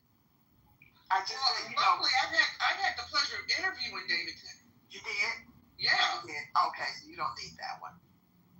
I wouldn't mind an autograph. Okay, I'll get it. didn't push it because once my mentor died, I ain't gonna say I was depressed, but I just didn't do all the things I like to do, and I used to do a ton of Scottish things, but I didn't do it. Once he died, I lapsed memberships and all that crazy stuff. But I think I will push that button and get it. Yeah, so I want to just one little thing to say here. I just saw 20 minutes ago that someone is preparing a full economic blackout for next month. So I'll just put the link in the chat. You guys do with it what you want, but just just an FYI. No, who is someone? Just say the name, because a lot of people aren't going to click on the link. So I don't know who or what is behind this, but it's a very legitimate site and it has a lot of it's akin to like the No Kings protests that happened, but this is anyway, just concerned for you guys. So you have a month and a couple days of preparation, I guess, if they're actually going to do it. Ellen, I just saw your comment. Yeah, Ellen, I'm a huge Doctor Who fanatic. Like, fanatic, okay? Well, before I go anywhere, and I don't say it. Need to be able to address like one very important thing. I want to welcome fully heartedly and openly MG. It's so beautiful to be able to see. MG, you shine, you glow. Oh God, stop. This world is such a magnificent way, in such a magnificent way. For people who don't know MG, she is one of the most beautiful, if not the most beautiful individual on Clubhouse. People should be following her. She's not just beautiful on the outside, she's beautiful on the inside. She's an angel. She's an angel. I have never seen. What's going on? Like, I'm sick. Here we go. We can mute it. You asked for it. Yeah, it sounds like he's making a move. So. I have but I need to finish off this. You can do it in the back. I don't want to go on here. I just want to make this really clear. This is not shooting my shot. A woman who I have a lot of respect for, and she's an amazing individual. Everybody, please follow her. If you're not doing that. Indeed, if you say you're not shooting your shot, you just did. That's the paradox of it. I totally agree with everything that Rose said. Everything. Oh, dear. Oh, my gosh. What's up, Pepe? Yo, nah. So you were following. I think Roger. We're following when I was talking about the kids, right? Yes. You were following, right? So I think very differently. I go about things very differently, and I'm an artist, so most artists are like that. So I'm far removed from normal people, 9 to 5, these kind of things. So I wasn't sure if it landed, but it did land with you. But you've dealt with a lot of artists, so that's probably why. Where I think Beth, she couldn't quite get it. No, you're talking about the education room, right? Yeah, exactly. 100%. I got exactly what you were saying. I understood, but I also think that sometimes, Mark, when you're when I say you're, I'm speaking in general, I think spiritual people, and not to say the folks in that room were not spiritual, right? I just think when you kind of when your outlook on life centers on the spiritual and kind of elevating the mind, body, and soul at the same time, and how education can be used to enhance all that, while at the same time being destructive as well, because education can be used to enhance the spirit or destroy the spirit. If you don't understand that, this is just my interpretation. If you don't understand that, then what you were saying in that space would not make sense to people who don't understand that. Right. Well, what I was alluding to was Dr. Joseph Spencer's work, which is, it's science, it's data. However, there is meditation involved. there is breaking down brainwave patterns and how that transfers to everyday life and behavior. And I was talking about the school system. We're dealing with young people that are going to be adults, and they're going to be leaders around the country. And there should be something cohesive. There should be something that is the overall goal, and it should involve humanity. And that's where it was coming from. I don't know what was. It was for her. Maybe one other person wasn't landing right. Maybe I would have to say how that works in a day-to-day classroom. The thing was, I'm not one. I was saying I'm not the one delivering I'm not delivering it. Somebody else is. So I need to know more. I know how it's delivered to adults, and I'm part of that. But to children, it's going to be a whole different ballgame. Can I respond, T-Mac? Of course. And can I read you something? It's time up, by the way. Time up, excuse me. Thank you. To answer that question, maybe this is the key. This is an example of, and I've seen this before, forgive me if you've heard of this. This is an example of the kind of reading that they used to give to, what age was 7th and 8th graders in Minnesota 100 years ago. This is the forest primeval, the murmuring pines and the hemlocks, bearded with moss and in garments green, indistinct in the twilight, stand like druids of eld with voices sad and prophetic, stands like harpers roar with beards that rest on their bosoms. This is the reading list, a current example of the reading they're giving students now. Coach Jameson saw me in the hall and said he wanted to make sure I'm trying out for the track team. He said my middle school gym teacher told him I was really good. Then he said that with me, the Harrison High School team, we have a real shot at being county champs. Fantastic. Now, perhaps if we started teaching using the literature that they used 100 years ago, it might lead students to the kind of spirituality and awakening you're talking about. Well, I was saying, I brought up spirituality, and I understand why she brought that up, but it's demystifying the mystical, right? The yogis, right? The chakras, the kundalini, is demystifying it, making it very, very simple. It's a practice, and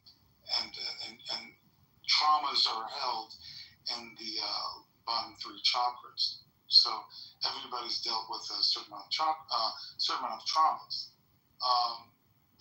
and this is all factual. Right? And there's breath work, things like this that release those traumas, and extraordinary things happen.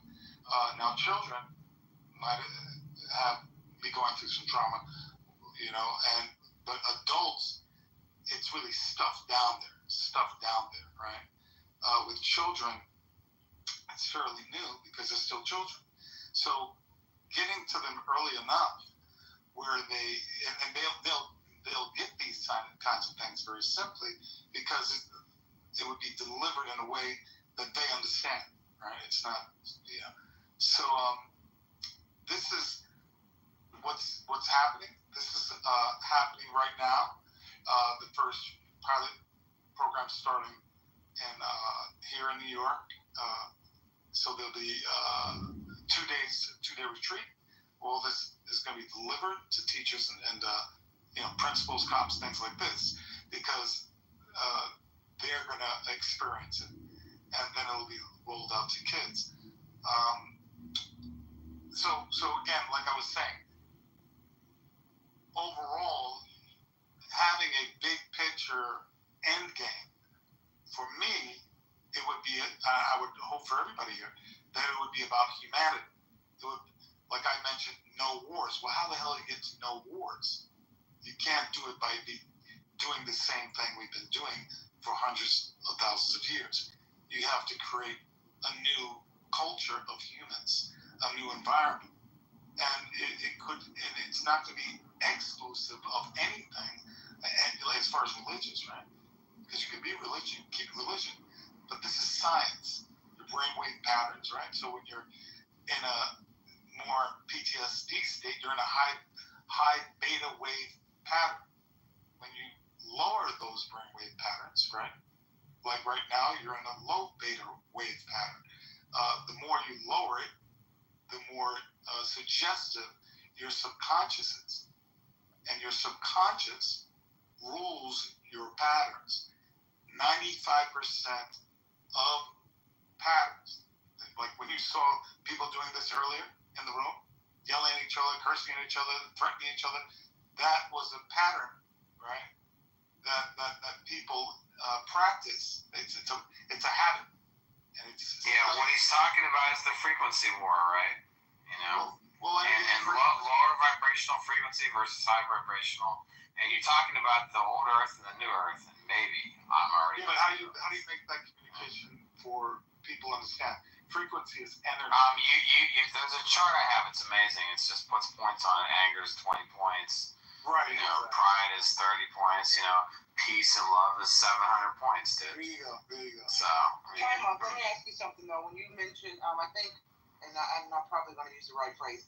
I think you said new humans or something like that. New culture, new humans. Yeah. The new Earth, it's biblical, and some people are on the new Earth, and some people are not.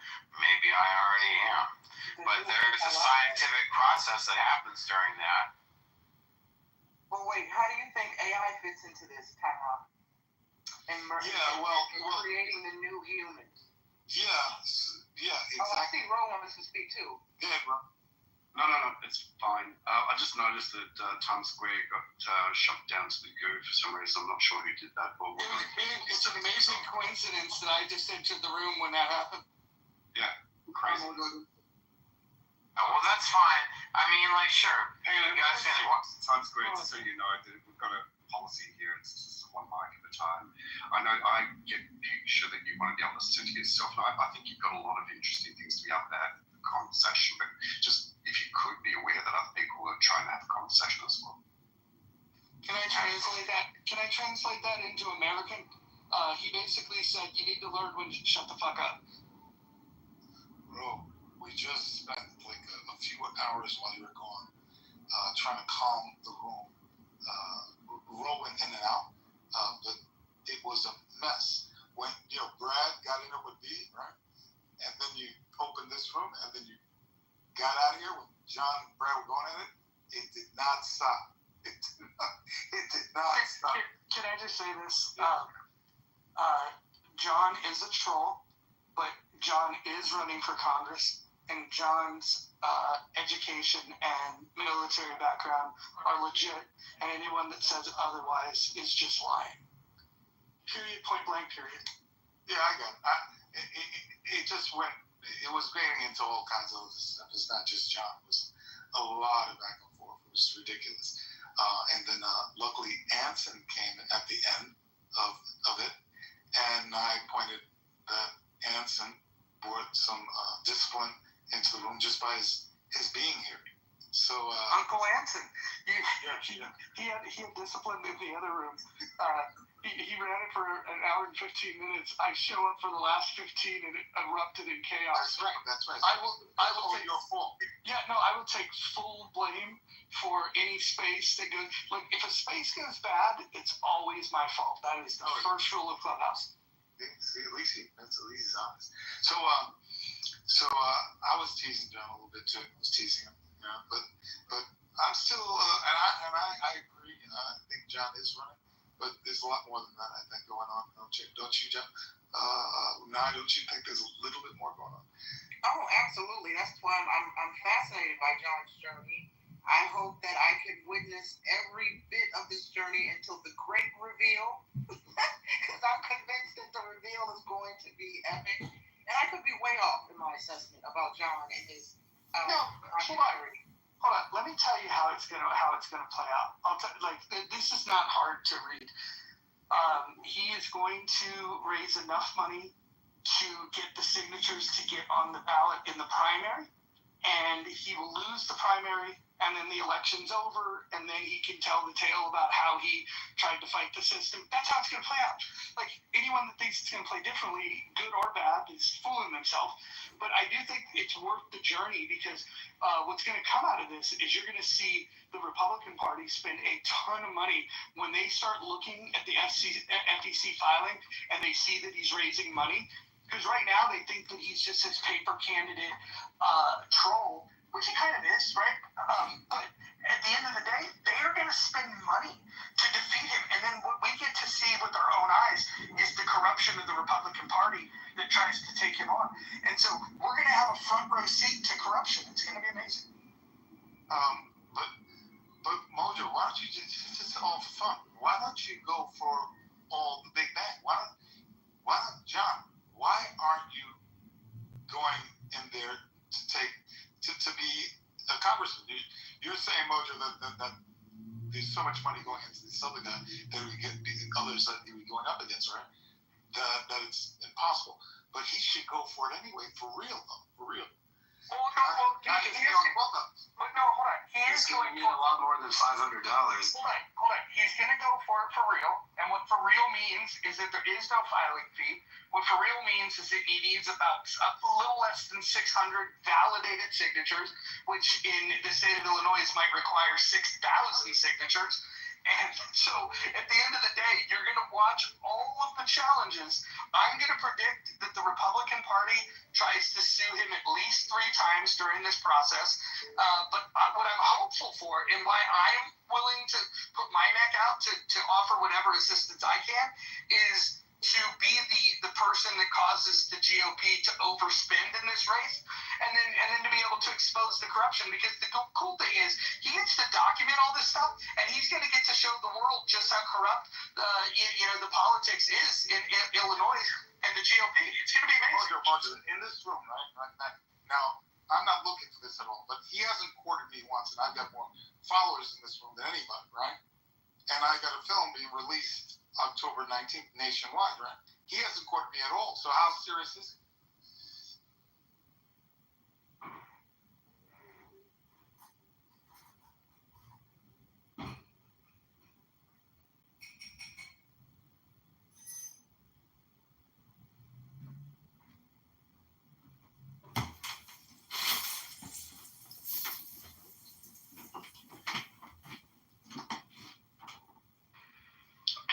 You said you have films? I have a film being re-released actually. I did a film when I was very young, and it's being re-released as a celebration anniversary nationwide, October 19th for a week. Myth, are you familiar with the great classic, The Last Dragon? Or are you too young to remember that? Let me look it up and see if anything visually jogs my memory or reading about it. Was that the one that the knight finds the egg and then he hides it under the cellar? Is that or am I thinking of Dragon Horror? Lord today. The dragon and the eggs. No, you're playing off Bruce. That wasn't me. That was Marquise. Oh, that was Marquise. That's slander, Knight.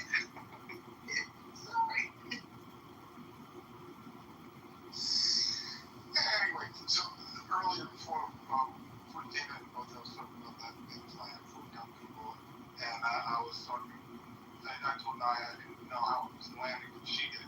I said, Roger, you probably got it. She said yes, but there's some gaps. It's up, and the Naya brought up spiritual. Maybe it might look at it as spiritual, so it didn't land with that. Maybe So I'm trying to find a way, because I've been living completely different than a lot of people. So it's almost I've forgotten how to talk to normal people. And so I attempted to explain a little bit about Dr. Joseph Dispenza's work and how to incorporate it into the school systems. And this is what I'm going to start in October.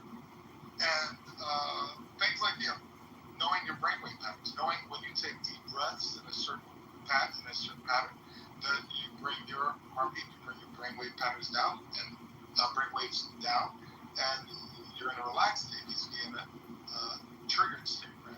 There's all kinds of techniques and things like this, making the mystical, demystifying the mystical, and things about the brain, how the prefrontal cortex is like the general, it tells everything else in every other part of the brain, and obviously the body, what we're doing, what's going to go on, and the pituitary gland, how it has a pharmacy of medicine, naturally, that you can trigger.